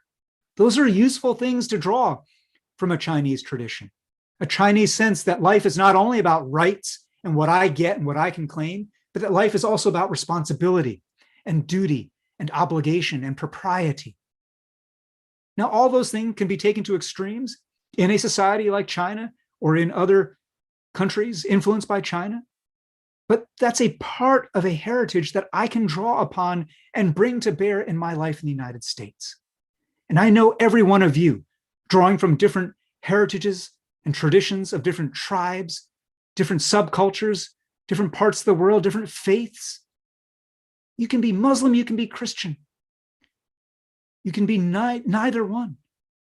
You can come from one part of the country or from another part of the country, and you can bring to bear in the service of your nation, in the deliverance of your nation, the best of what those traditions have to offer.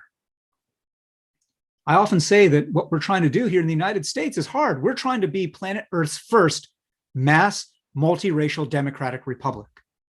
No society in the history of humanity has hit all those marks at once. We've had mass societies that were democracies, but they were monolithic, they were homogenous.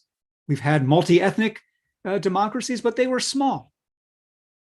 We've had mass multi-ethnic societies, republics, but they were not democratic, they were communist. And so to try to do all these things at once is hard. And that's in the United States, where we have the benefit of all that we have the benefit of in terms of wealth and power and global dominance and the globe's fiat currency.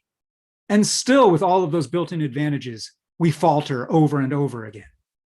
In your society, with perhaps fewer of those advantages and other disadvantages, those challenges of creating a mass, multiracial, multicultural democratic republic, those remain great. And yet the aspiration must remain vivid for all of us. And that aspiration requires, as a matter of character, a sense of commitment that begins at the heart. That commitment does not trickle down from this leader or that leader, this president or that president, this party leader or that party leader. This must emerge from the inside out, the bottom up, and the middle out. And when we practice that kind of character in how we serve as neighbors, how we choose to either walk past someone who's suffering or stop to aid someone who is suffering, whether we look at someone who's in pain or in trouble and say, whew, glad I'm not them, or whether we see and realize, at the end of the day, I am them. Because at the end of the day, there is no such thing as someone else's problem. So I should take some responsibility for helping to address that problem. Those choices are not big, vast electoral public policy choices. Those are the everyday choices of how we live like a citizen, how we see one another, how we humanize one another, and how we take responsibility for one another. So in conclusion, I want to say this. As we think about all around the world right now, in this time of upheaval, this time of so many populist pushes back from the right and the left against entrenched power structures, we, the people, we, the everyday citizens, have a heightened obligation right now to practice citizenship in a more mindful, heartful way, and to recognize that to become fluent in power and to attend every day to the cultivation of character in the gardens, large and small, of our democracy, to practice power and cultivate character is what it means to live like a citizen. We can do it. And when we do that, we set off, if I may end on a positive, hopeful note, at perhaps the beginning of the end of the global pandemic, we can set off a positive contagion, a contagion of responsibility taking rather than responsibility shirking, a contagion of power claiming rather than power avoidance, a culture and a contagion of hope and agency rather than pessimism and helplessness, a contagion that says we together have the power to create the world that we would like to see. I believe that it is possible. I believe that all around the world, people like us are trying to change the frame of the possible. And I believe that if we pay more attention to these ideas and to these practices and choose every day as a matter of daily practice and commitment to live like a citizen, that in time we can achieve the dreams that we have and hold for our families, for our communities, and our societies. Thank you very much.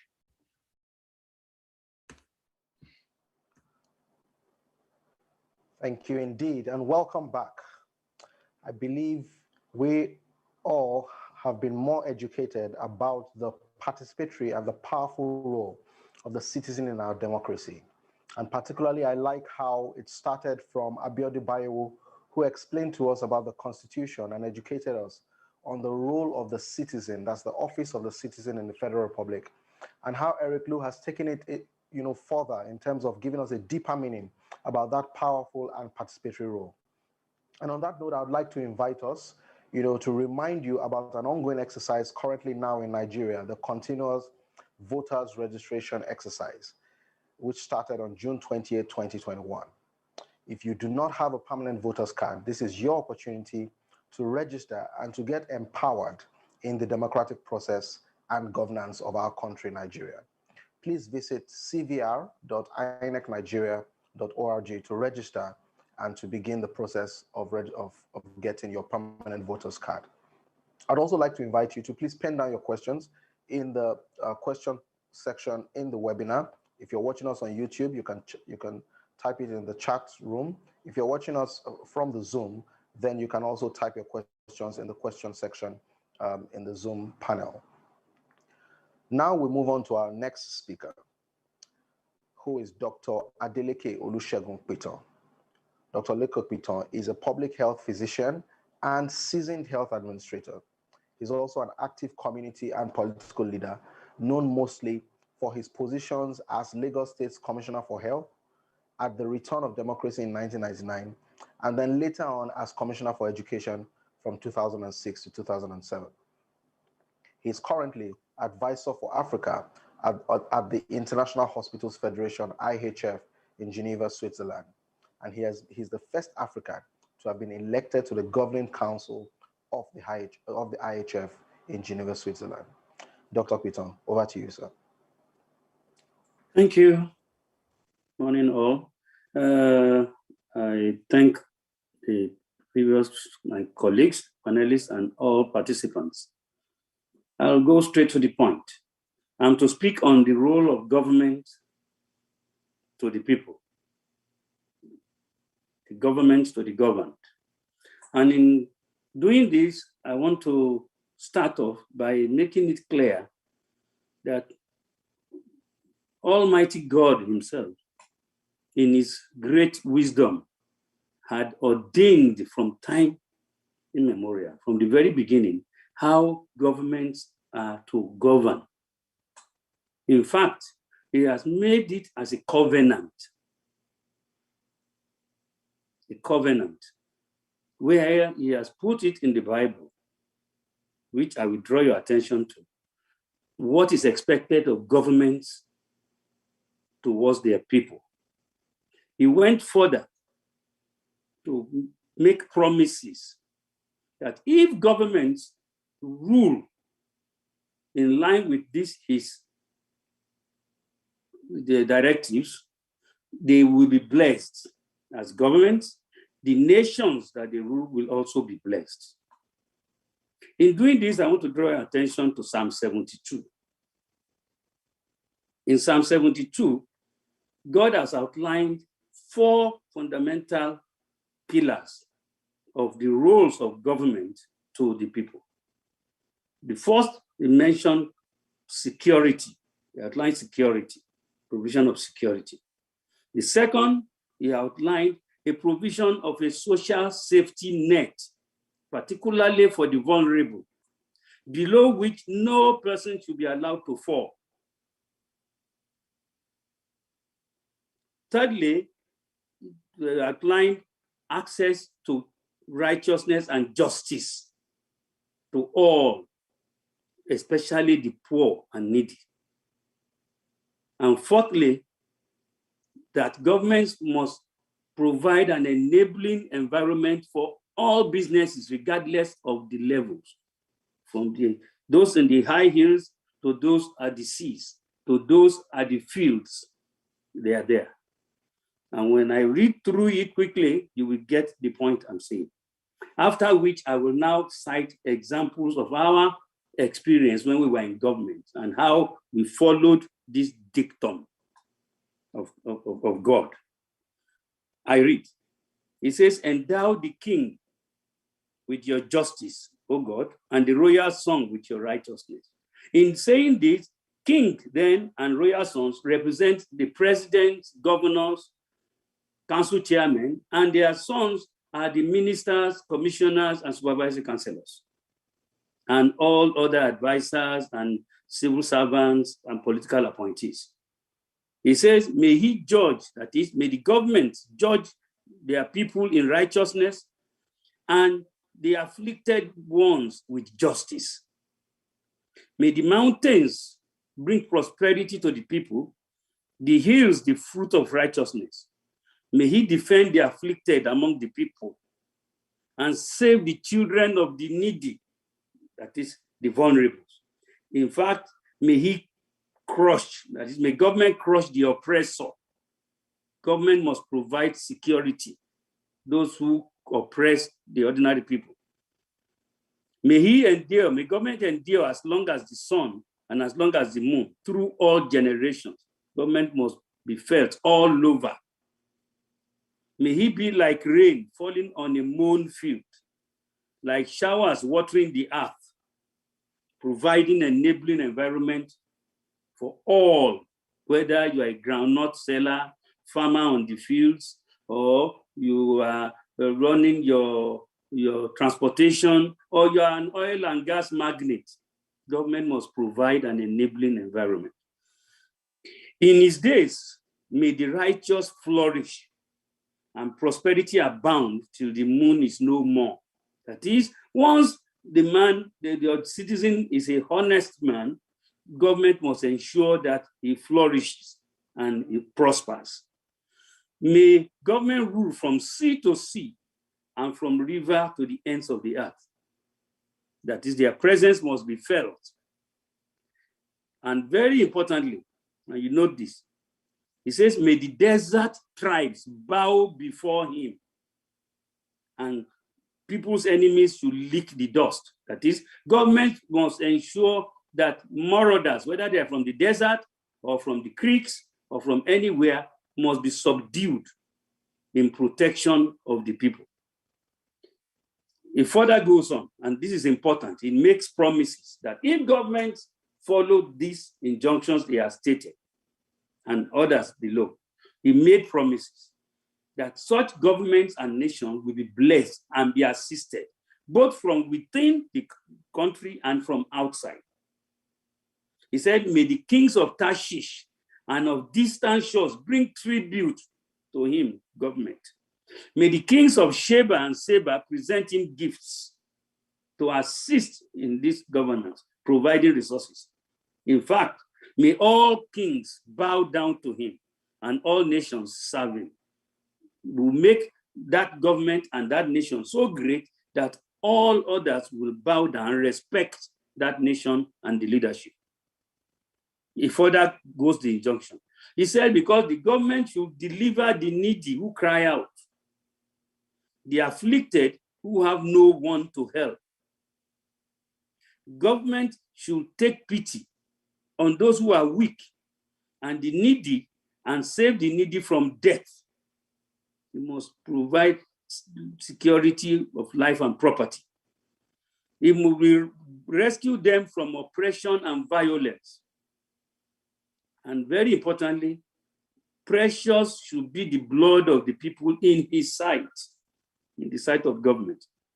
Anywhere he hears of such calamity on the people, government must be moved, must be compassionate, must respond with passion and quickness.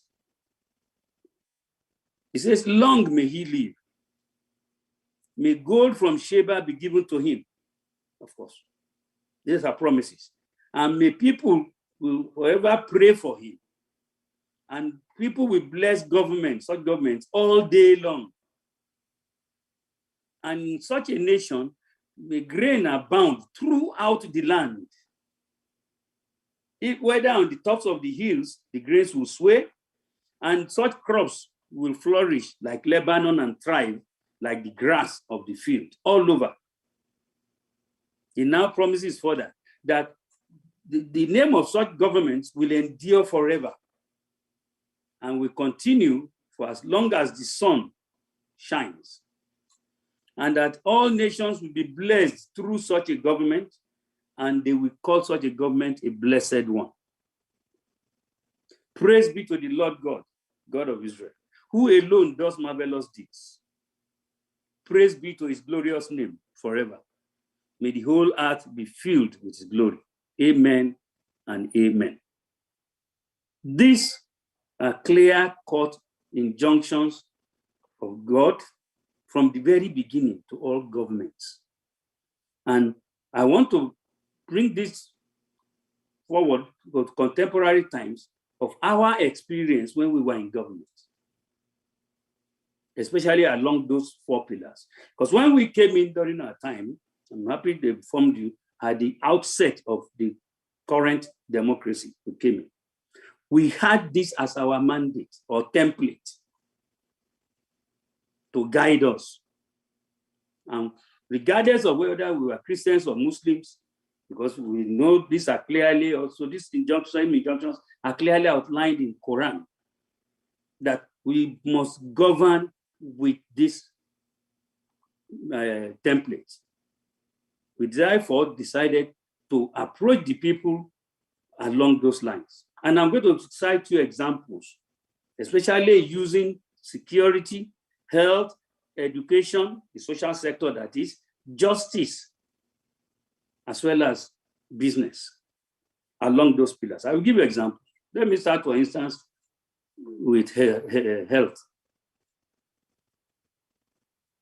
We made clear-cut, deliberate policies that all vulnerables must be provided for, by saying free health to all vulnerables. 12 years and below, we define the vulnerables as 12 years and below, pregnant women, old or elderly citizens, 60 years and above, and anybody who was poor. Once he could identify himself as poor and proven to be so, must be assisted. We introduced various programs along those lines. I'm sure some of you will have heard of programs like medical missions, Digibola, going from local governments to local governments. We called upon all those who had afflictions, whether hernia, hypertension, diabetes, goiter, fibroids. And once you were poor, you could not afford it, simply come out. Just do us a favor, present yourself. We went from Igodo in Alimosho to Iba in Ojo to Orimedu in Bejuleki, Posu in Epe, everywhere, taking it to them and calling on them, announcing on radio, on television. Once you had affliction and you are too poor to afford care, just come out and leave the rest to us. That was provision of social safety net, providing for the vulnerable. We provided ambulance service, free ambulance service, put them on the roads, such a way that anybody who was struck down, whether by accident or anything, they were to pick them and treat them free of charge without asking questions about their social status or financial status. Simply pick and treat. And not only treat right there on the site, on the road, take to a hospital and be admitted and treated for the first 24 hours free of charge. And that was pursued with vigor. That was provision of a social safety net, especially to the vulnerable. Because we knew that most of the accidents will come from Okada rider and so on and so forth. Neither the Okada rider nor the victims could afford proper health care. Even a rich man, if he had heart attack in his car, will not help himself at that time. His credit card will not be useful unless some people came to his aid. We provided for that. We even provided ambulance boats to go to riverine areas where no roads reached, because we knew there would be vulnerable people there. They took health teams to them regularly to cater for them. To further illustrate this, I will give you some example. Another example. I remember there was a time when we had Siamese twins, conjoined twins who were joined together. This will, in fact, show what we meant. I was on a routine, normal, unscheduled visit to hospitals like I used to do. I got to Highland Maternity, and I got to know that they are just by cesarean section delivered a set of conjoined twins, or what you call Siamese twins. I entered, identified, confirmed, and came out. On coming out of the theater, I saw a man in distress. He was distraught. In fact, he was sweating. I asked him what was his problem. He said, "Sir, I'm the father of those twins," and so on. Oh, I said, "Congratulations." He said, "No, I'm not talking of the other babies, the Siamese conjoined twins." I said, "I know, you are the father." I said, "Why are you congratulating me, sir? Even if they were normal, I'm jobless. My wife was just a hairdresser. I can't afford. How much more when they are Siamese?" I said, "Because it's no more your problem. It's now for government to take care of." He said, "Really?" I said, "Yes. So your problems are over. Government is here and now. I'm representing the government. We will take it off you. You don't have a problem. Just make a promise that anywhere we tell you to stay or go, just go there. You don't have to spend anything. You don't have to worry your head. Don't know your problem." Ladies and gentlemen, immediately I finished, I called the governor, explained to him, gave proposals, and he gave approvals for the ministry to go ahead and do all that could be done. The next day I go to the government and call all my colleagues in the Ministry of Health, from our permanent secretary and directors. We met, assessed the problem, and set out a committee to pursue it under my chairmanship. We sent a team to ensure further medical assessment of the Siamese twins, because we needed to know where they were joined, whether in the bones or in the heart or wherever. They went to do CT scan and all that at the cost of government. We sent another team to go and procure passports for them. The father just needed to follow them. That's all. We sent another team to the American consular office, the High Commission, the American consular office, to start process of visa. We also made contacts with Nigerians in diaspora in US to help us search for hospitals where such to be separated and how much it will cost. We sent another team to airlines, especially I remember KLM. Gentlemen, the parents did not have to do anything.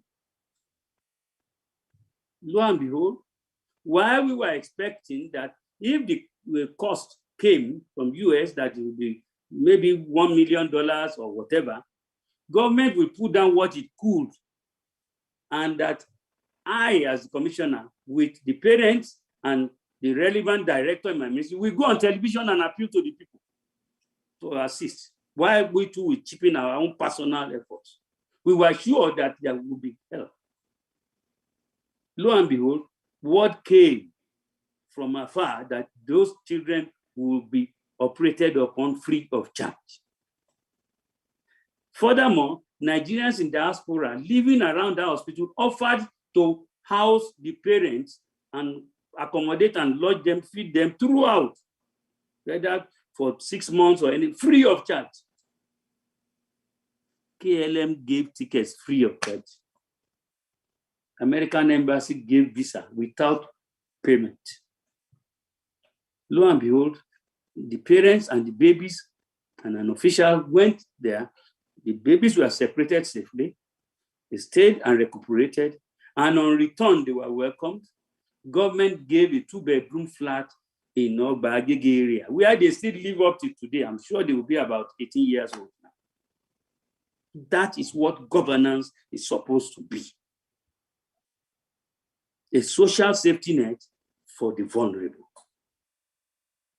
We introduced free open heart surgeries because we knew that the ordinary groundnut seller would not even be able to procure visa to go abroad and do open heart surgery for her son. We did it, and so on and so forth. In areas of justice, we introduced the public defender, so that the poor could have access to justice. Once you were cheated or somebody was troubling you and you didn't have money to approach a lawyer, just go to the nearest office of public defender, complain, and forget the rest. Government will fight for you. That's governance. In line with that injunction, that's governance.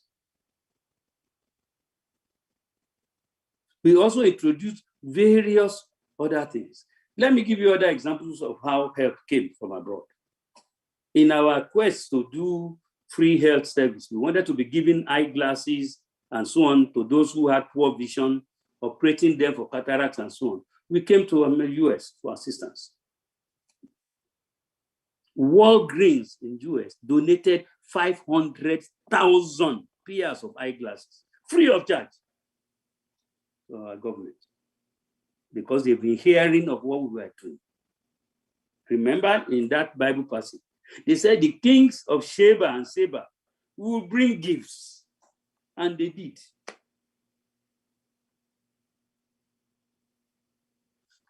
When we wanted to set up hospitals in certain areas, highly populated but poor areas like Ibejuleki, Ifakojaye, Shomolu, Mushin, there were no general hospitals there at all. We needed equipment, space. We requested for their local government to vacate their headquarters, administrative headquarters, and hand over, and they did. To convert them to hospitals, we needed equipment and so on. We came here to America. Cook County in Chicago gave us 23 40-foot containers filled with equipment, free of charge, which we brought down and used to set up hospitals in those local governments, poor, thickly populated. Everybody knows what Mushin is. They know what Shomolu is, or Ibejuleki, and so on and so forth. We use them to set up hospitals. I will go further. In education, when I moved to education, we wanted to assist the primary school children. We knew that most of the primary school children in our public schools came from poor homes and they had nutritional problems. We needed to help them. So I called all my colleagues in the Ministry of Health. What could we do? We decided on school milk program, school milk, free school milk. Government did not have enough money, but that did not deter us. It did not make us shy from our responsibility. And what did we do? I led a team from the ministry with some of my colleagues. I went to WAMCO, West African Milk Company in Ogba, there, Ikeja. We met the managing director. We told him we wanted to give our school children, primary school children, free milk. Oh, he said, that was wonderful, Commissioner. Please, how much is your budget so that I can know how much milk you can buy? I said, we have no budget, no money. He was aghast, surprised. He said that would be difficult, if not impossible. However, I'm a managing director. I have a board of directors. I will approach them. I said, exactly, that's what I expect. Tell them that the government is so serious and determined about it to help the poor and the needy, that the government compelled me to lead a team to you, that company. He said, all right, I will pass your message and your letter to my board of directors. Come back next week for an answer.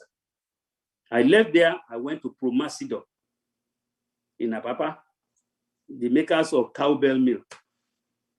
I met the managing director. The same discussion took place. I asked for help. He said he would present to the board. Just the same thing. Gentlemen, the week after, I personally led the team back again to WAMCO. The managing director said, congratulations, Honorable Commissioner.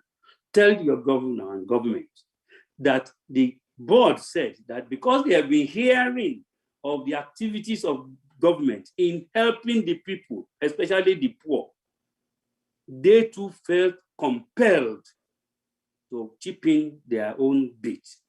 That they should simply ask us how many trailer loads of milk be needed every week.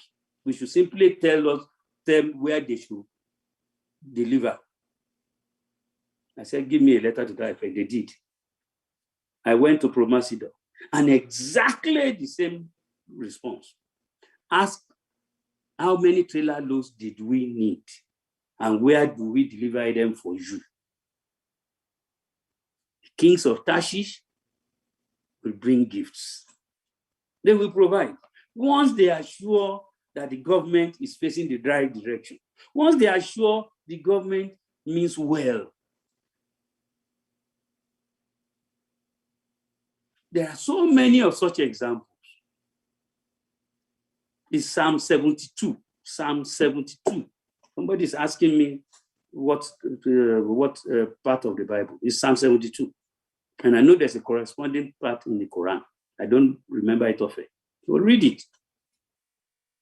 I can go on and on. There are several of such examples. Government should simply provide social safety net for the needy. Show that they mean well. Therefore, those who are in government now and those who hope to get into government should reorientate themselves and appreciate that they are to, one, make up their minds to sacrifice, to serve, and to all put the people first all the time, and provide for the vulnerable, protect them, provide for them a social security net, a social safety net, below which nobody will be allowed to fall. That is the principal role of government. Even in our Schedule 2 of the Constitution, as outlined by my co-panelist,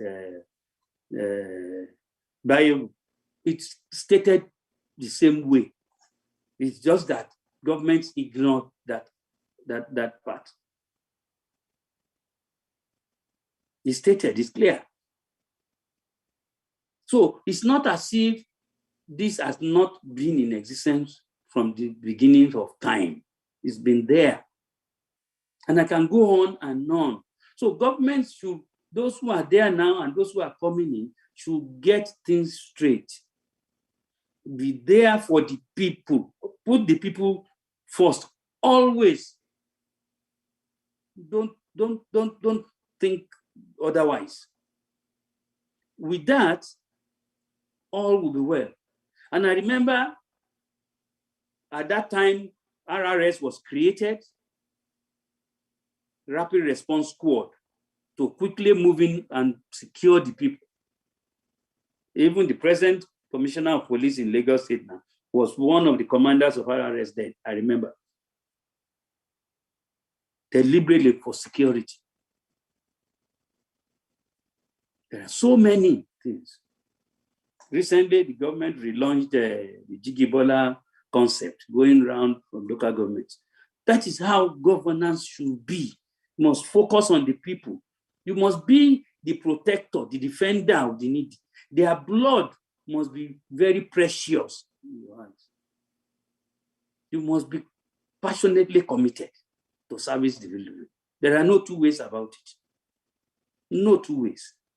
And I've given you examples of what can be done and what is possible.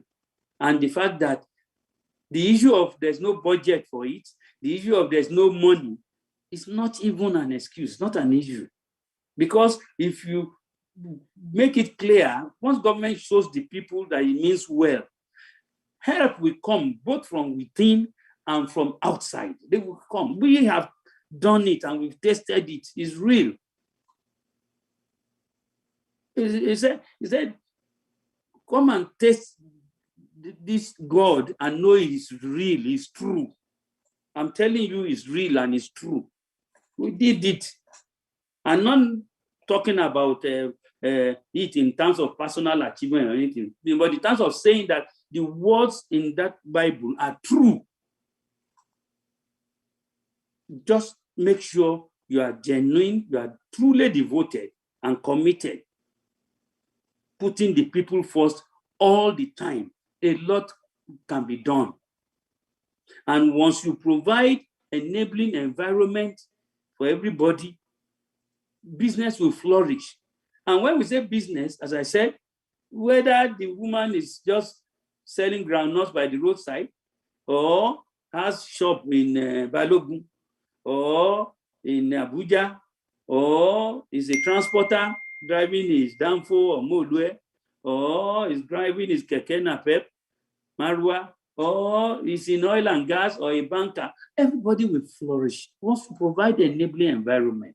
And you don't put the issue of bribes and create gatekeepers and so on, stumbling blocks to the people.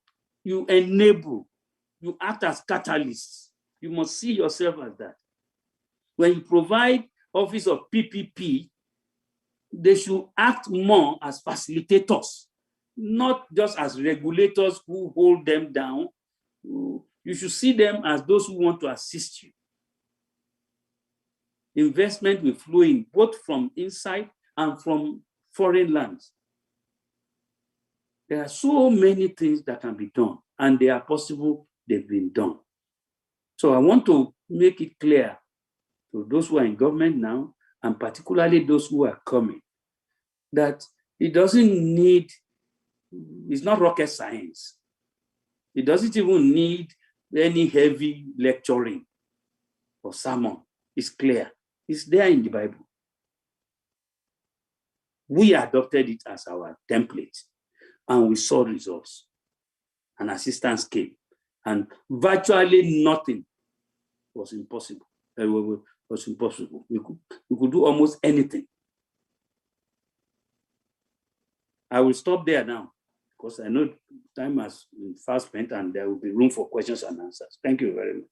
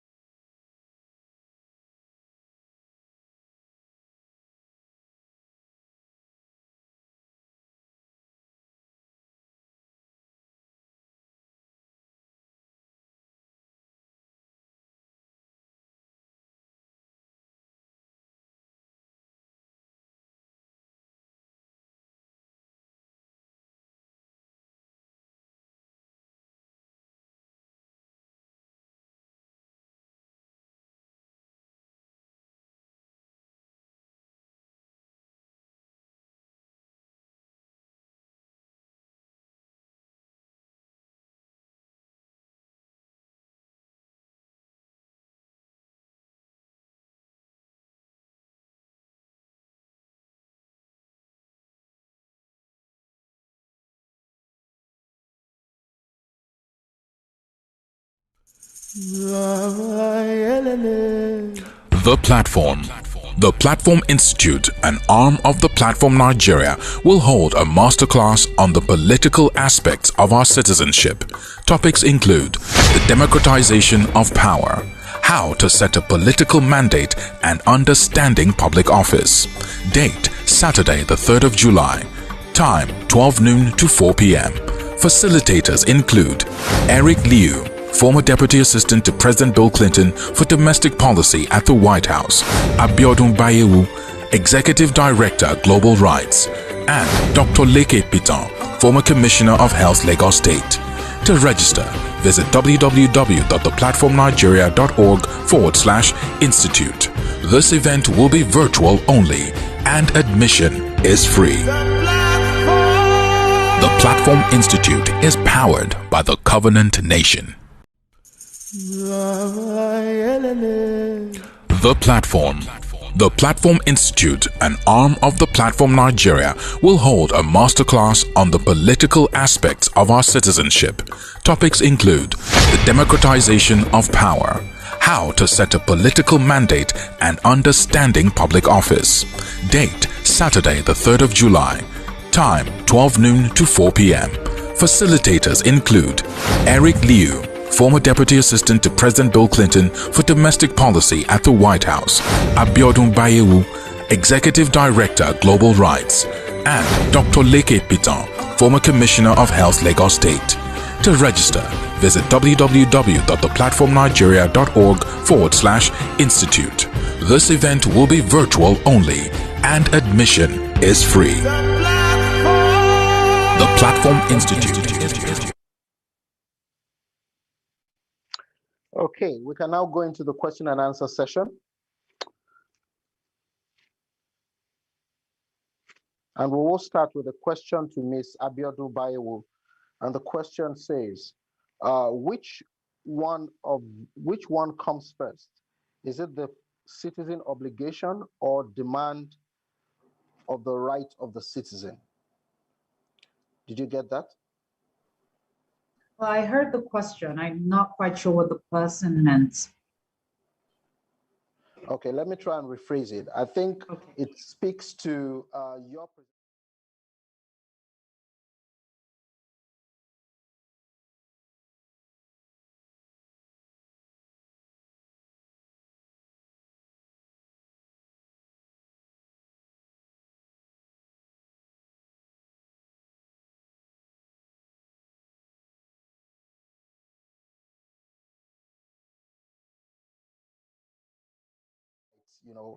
and the service of the government to you.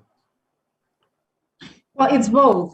You're right. It's both chicken and the egg, that you must demand and you must fulfill your role. It's not linear. We can't do one after the other. It all goes together. That's what makes it a whole, and that we must do it consistently. It's not just one-off. Okay, Dr. Piton, do you have any comments on that? Perhaps you want to share your insights into that as well? No, I'm all right. Okay, well, in that case, then the next question actually comes to you. And I was hoping that just about your biblical expose, if you like, on the role of the government from Psalm 72. However, we find that while these systems or policies are set up, there still seems to be vague impact on the populace, even in a government such as you have shown, you have shown the examples. So what exactly is the disconnect, and how do we bridge the gap between the policies and the service of government to her citizens? Thank you very much. It's a simple answer. Once we all as citizenry adopt this template, it means that we will use it as the yardstick to challenge those in government now, one. Two, those who are trying to come in future, this same template will be what we will use to measure what they are promising. We will ensure that when we invite them for interviews or debates and so on, they should be made to know that this is what the people are expecting. Once we do that, that will be changing the narrative. Sometimes when you see campaigns, you see them stomping and just singing and dancing and all that. Very little is along these templates that is said there. The narrative should now be that we as the populace should start trying to ensure that the narrative is changed. That those who are in government now, those who are coming in, whether at local government or state government level or federal, both now and in future, that this template is what we expect them to do, along the four fundamental bases I've just described. All right? Yes, we can modernize them as much as we can, but the direction must be clear and straightforward and known, and must be so publicized and the people educated that the market women, the roadside mechanic, the vulcanizer, all right, the bankers, the office worker, the oil magnates, everybody start adopting this mandate as this template as what should be used as yardstick to measure those who are in government, whether they succeed or are deemed to have failed, as well as those who want to come in as being what we expect of them. That's my answer. Thank you. Thank you very much. I'll come back to Abiodun Bayewu. Again, just interrogating your, and perhaps also taking some from Eric Liu's session around citizens' attitude, and how we're all better off when we are all better off in the sense. But this one speaks to your point around the right to protest, and if perhaps showing dissent is the most effective way, to engage, and I choose those words carefully, to engage with government. So this question basically says, what should be the citizens' attitude when their right is being violated, by government?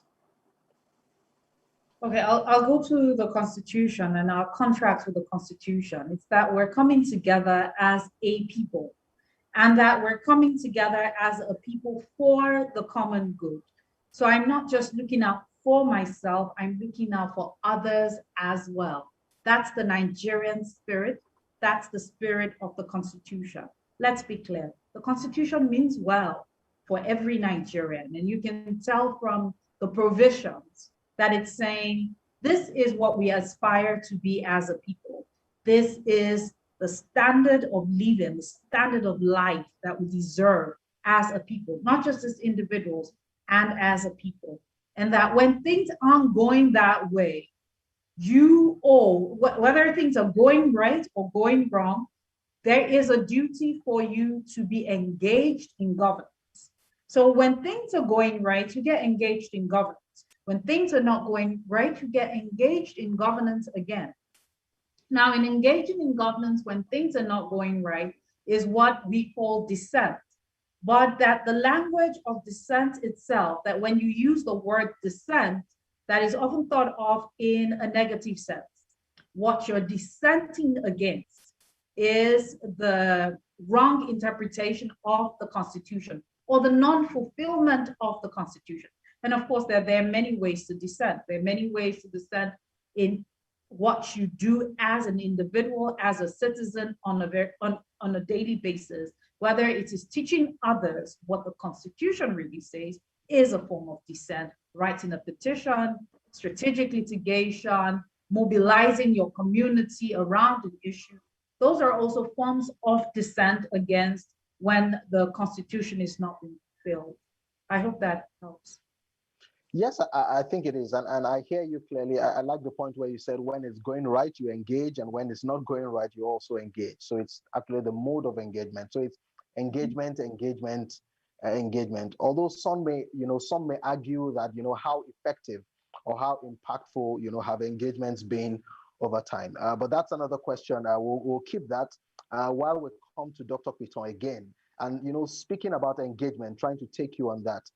You've been Commissioner for Health in Lagos State.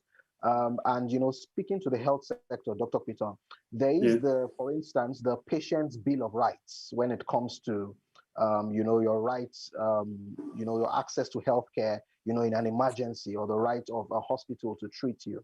And we've had, certain cases where perhaps this Bill of Rights have not been adhered to by the receiving hospitals or the treating healthcare agencies. How do you, suggest or recommend that, citizens basically enforce or demand their Bill of Rights, or, in a hospital or in cases like that where they need, access to healthcare? Thank you very much. In answering your question, I will again revert back to during our period. Part of the things we put in place. And when I state them, all we need to do is ensure that those who are being elected in, from the governor and down to his commissioner for health or education or justice or whatever, are made to toe the same line. I'll give you an example. At that period, I made it a duty, along with my team, to pay unscheduled visits to hospitals. Sometimes I could be in a hospital at 12 midnight. From there, 8 p.m., 9 p.m., another hospital, another 10 p.m., 12 midnight, and so on, checking their oxygen in the emergency, checking whether there is light, even if NEPA are taking light, is the generator on, and so on and so forth. And if there was a problem there, the medical director knew he had a meeting with me in the morning the next day. It was given, no stories. That way, people will automatically have their rights. They will have their rights. I will give you a further example. You recollect that usually at that time, there used to be people carrying some beggars who have hernia or who have goiter or who have sores in wheelbarrows, wheeling them all over around. I'm sure most people will remember that. I called all the medical directors. If for any reason, what comes to the ministry that such is going around your hospital, the only way you will save your neck is send your management team out to go and take them and bring them into your hospital. Snap their picture before, operate them free of charge, snap the picture after, and send the bill to the ministry. If we catch any like that around you, you won't be the medical director the second day. It's very simple. If we come into your hospital and there's no light, generator is not on, people are in the darkness, or as I used to do, sometimes I'll go and line up along, maybe at 8 p.m., along with the patients and stay. How long do they stay on the line? Maybe the doctor who's supposed to be seeing them is not seeing them, or is just playing in the consulting room. After a while, I will phone the medical director. I've been in your casualty on the line there quietly. Of course, I will have parked my car like say a mile away and just trekked in, and I will just line up. Nobody will notice. I will call him. He knows what it means. So what they used to do, therefore, was to make sure that before closing that each day, the medical director would call his management, and I made them to have an officer to be in charge during non-office hours. What happened? There was always a state of anomy anytime work has closed. State of anomy where there will be no governance in the hospital. So we make sure from the ministry, my colleagues, that there must be governance. It must continue 24/7. So during daytime, there must be management staff, nurses, and others who will wear aprons, the type of aprons that those who give immunization wear. And they will write there, ask me, in front and at the back, ask me. So that relatives were empowered to ask questions. Please, my relative is in your ward. I want to know when he will be operated. We'll be waiting here for a while. Because in the past, it was seen as a favor. The average patient dared not stop a matron or hospital staff to say that he's making inquiries about his relative who is a patient. How dare you?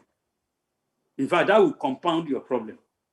That was ruled out, was removed. You must wear aprons that demand that you should be asked questions. That's why you are there. Okay? And so on and so on and so forth. So, and after office hours, the management of the hospital must assign one officer who will stay on duty and be the overall supervisor till the next morning, so that there must be somebody to hold responsible. So such an officer will go to the generator house and make sure the generator man is there. We'll go to radiology and make sure that they are doing X-ray for those who need them. We'll go to the casualty and make sure that the casualty officer or doctor was attending to people.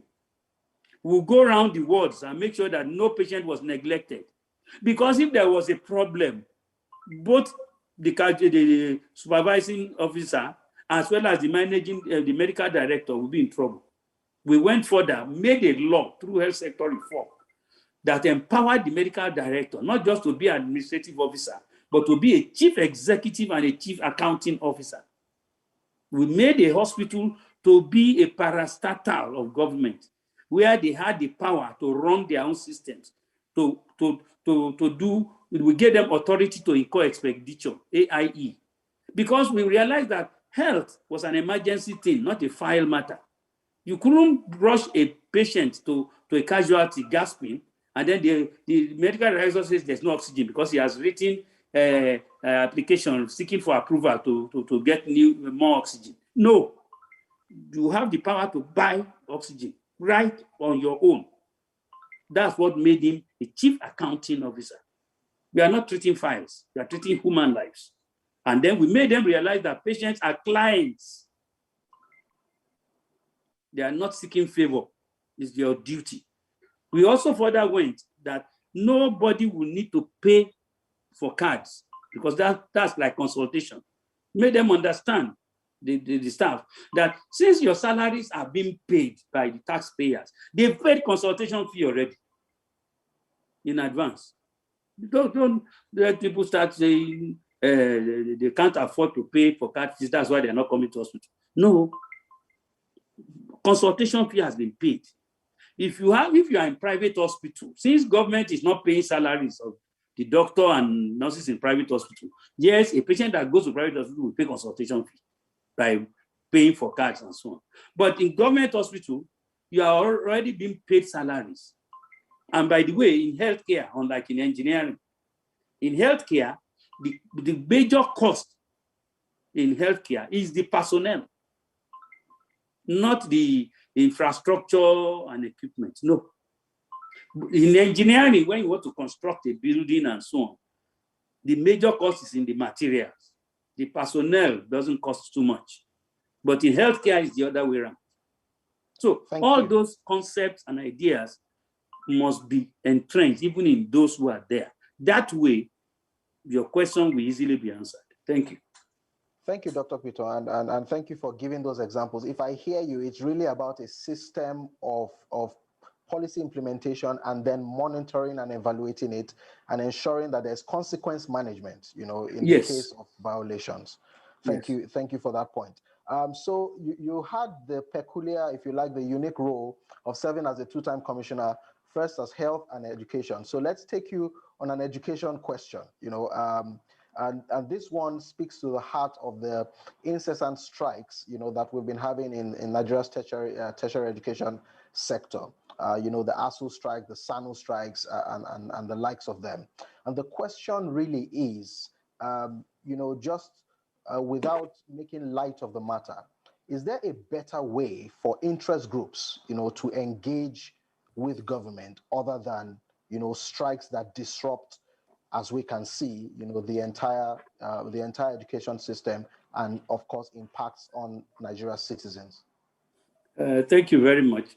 My experience with the tertiary level, because that's really where the strikes are. You understand that in the primary and secondary schools, very rarely do you have the Nigerian Union of Teachers there going on strike. They do, but very occasional. The truth must be said. But at the tertiary level, you have a lot of that. And I think it's because there's a wrong orientation at the tertiary level.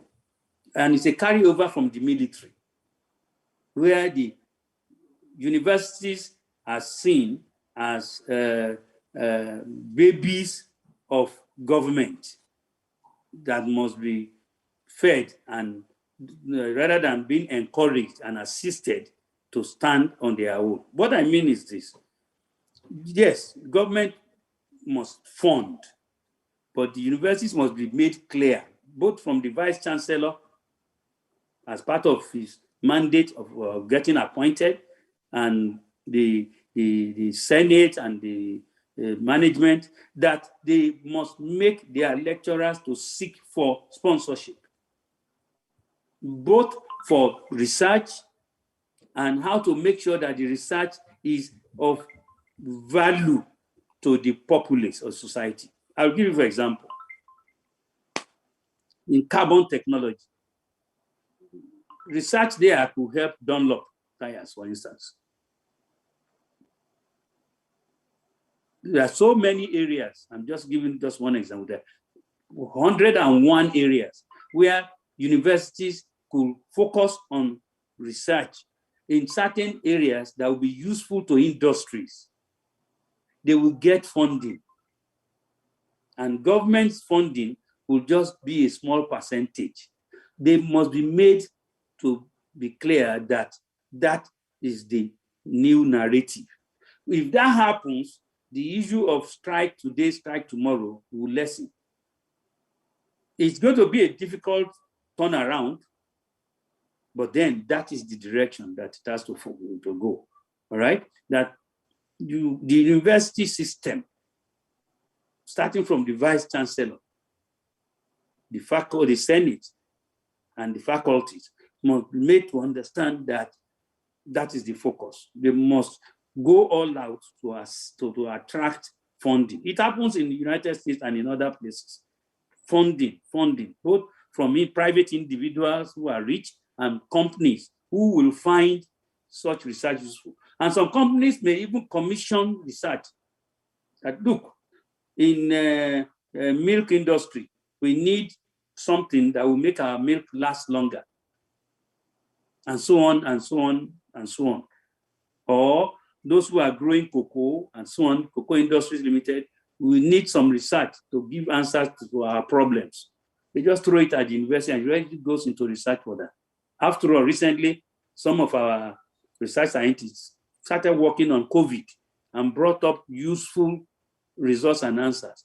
Imagine if pharmaceutical companies could take that up and fund that university, and the faculty that were involved will have money naturally. And government also must play its role by recognizing such efforts and incentivizing such efforts. That is clear.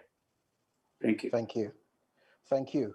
Back to Abiodun Bayewu, and you started your presentation, asking a very important question about if the Constitution, is the problem. And so I want to take you up on that. We have a question here from Akintola Akinsoya, who says, the argument against the scrapping of the current 1999 Constitution seems to be topping the argument for building or amending it. What do you think, can be done about this construct? If you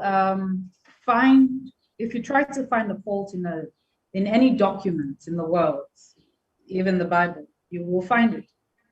If you try to find it, and for me, it's people ascribing the fault of our failure to develop, the failure of our democracy to grow on the Constitution, rather than dealing with what the issues are. That the failure of citizenship and leadership is our greatest problem in Nigeria. And so leadership has pointed at the Constitution and said, that is the problem. And a lot of people are joining the bandwagon without actually looking at the Constitution for themselves, figuring out what the Constitution says and trying to make up their minds about it.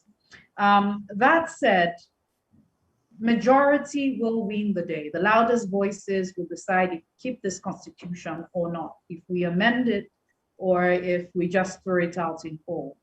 I think it's time to start a counter narrative of the power of the Constitution. My point is, at the depth of everything I'm trying to say is this, that if we are not doing well at all with the Constitution that we have right now, that we think that the Constitution is useless for our development right now, and we're not utilizing it.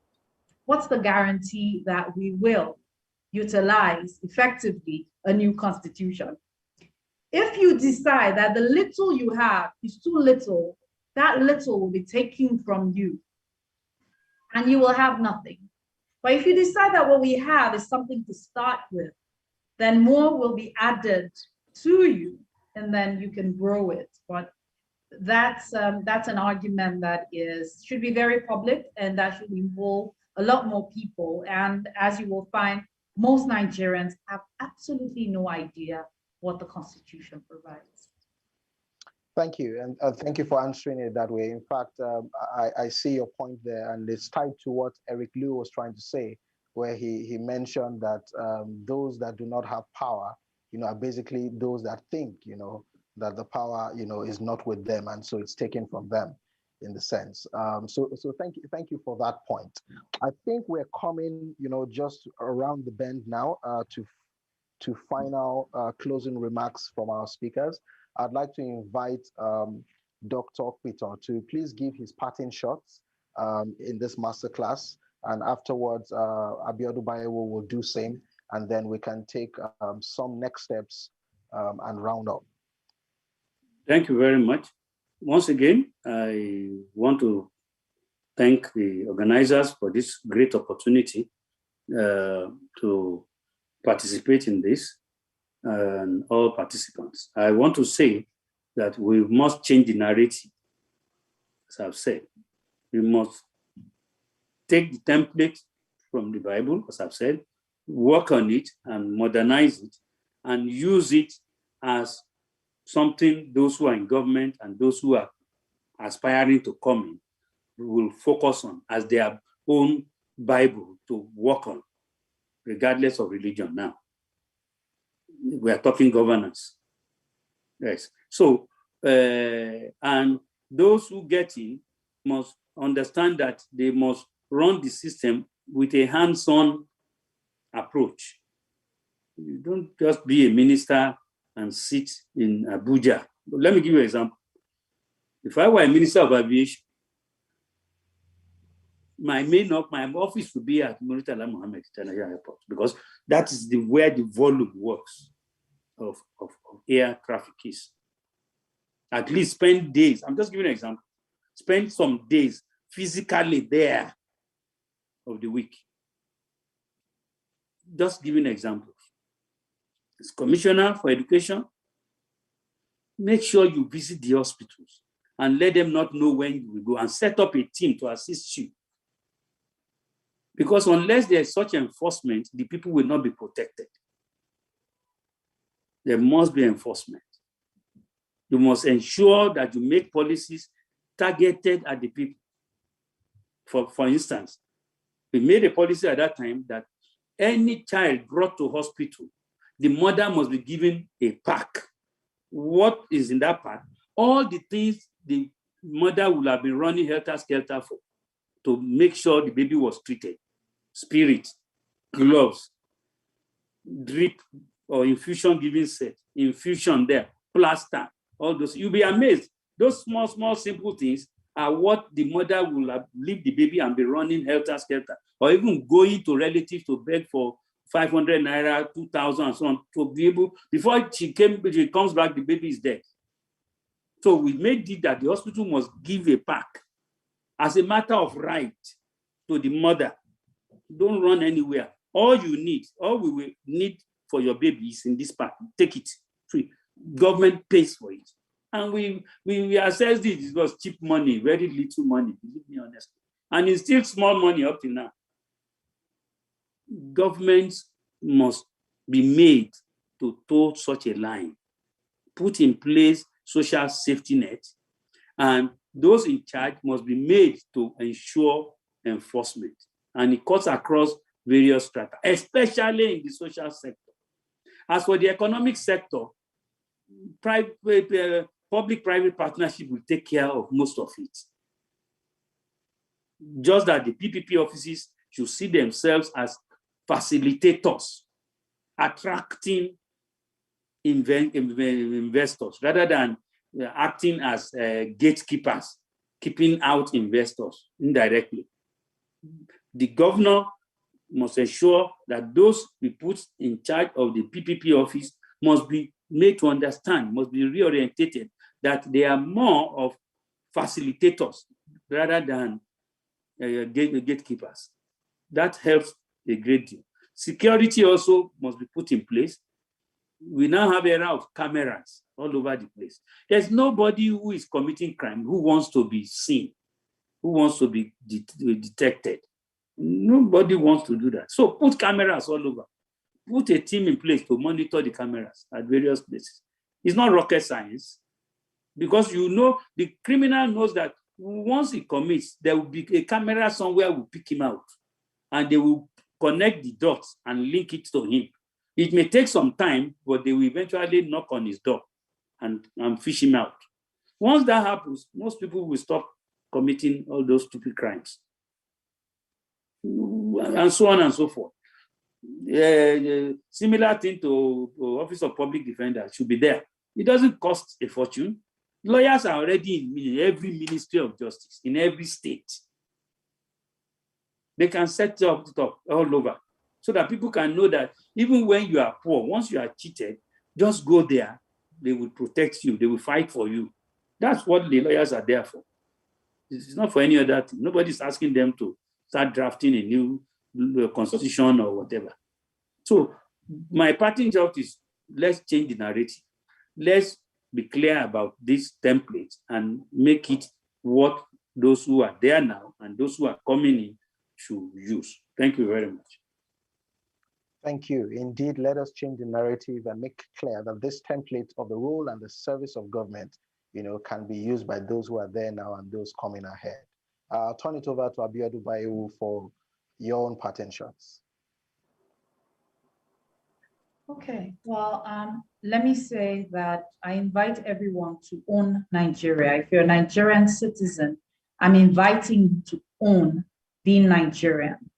Owning it is not just waiting for someone to hand over a ready-made complete country to you. Is to have that sense of adventure that I can be part of changing the narrative of this country, that I can make this country into the dream country that I want to, that you have the power to nurture Nigeria, and you can do it, and you must do it, and you must be consistent, you must be deliberate about your citizenship. Whatever country you find yourself, as a matter of fact, you must be consistent, and you must be very deliberate about your citizenship. Let's be clear, politicians everywhere are the same. Politics is too important to leave to politicians. We must be involved in governance. And that the Constitution thinks it so much as being very important is to make it our duty, a daily deliberate duty to be involved in governance.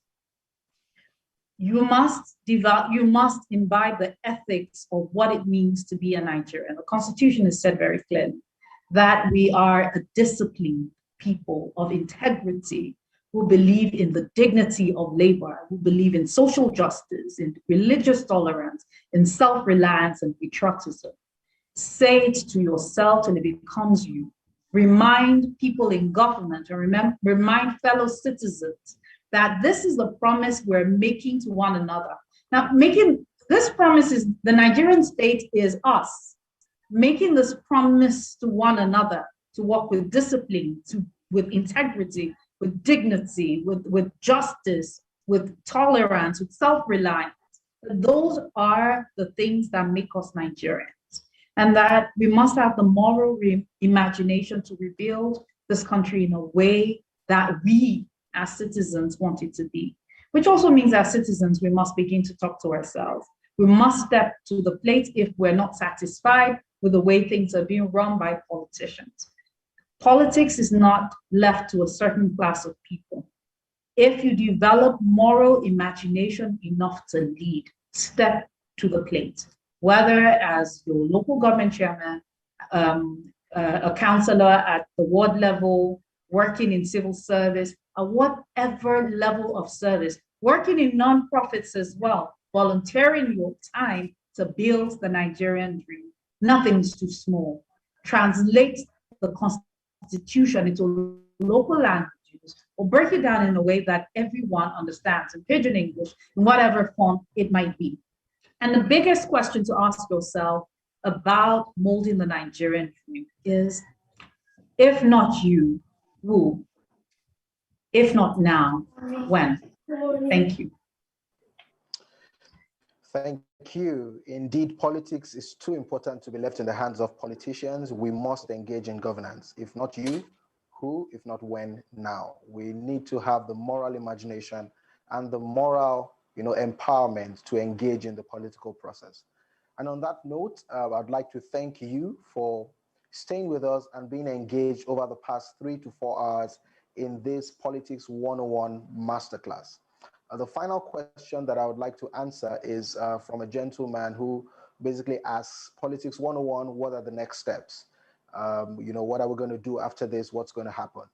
My answer to that is please look out across our social media channels and our website, www.theplatformnigeria.com, for more information about the Platform Nigeria and politics and the masterclass and the Platform Institute activities. Also, I'd like to announce that our next masterclass will happen on the 7th of August. So that's Saturday, August 7th. Please save the date and look out for announcements, like I said, across our social media channels. A final point is to remember that the continuous voters registration exercise is ongoing, and you can be a part of that if you do not have a permanent voters card yet. This is one way to engage in the democratic process and in the governance of our dear country, Nigeria. So visit cvr.inecnigeria.org to begin your registration process to get a permanent voters card. And on that note, this has been the Platform Institute Politics 101 Masterclass. My name is Soji Akinyele. Till we meet again, God bless you and God bless the Federal Republic of Nigeria.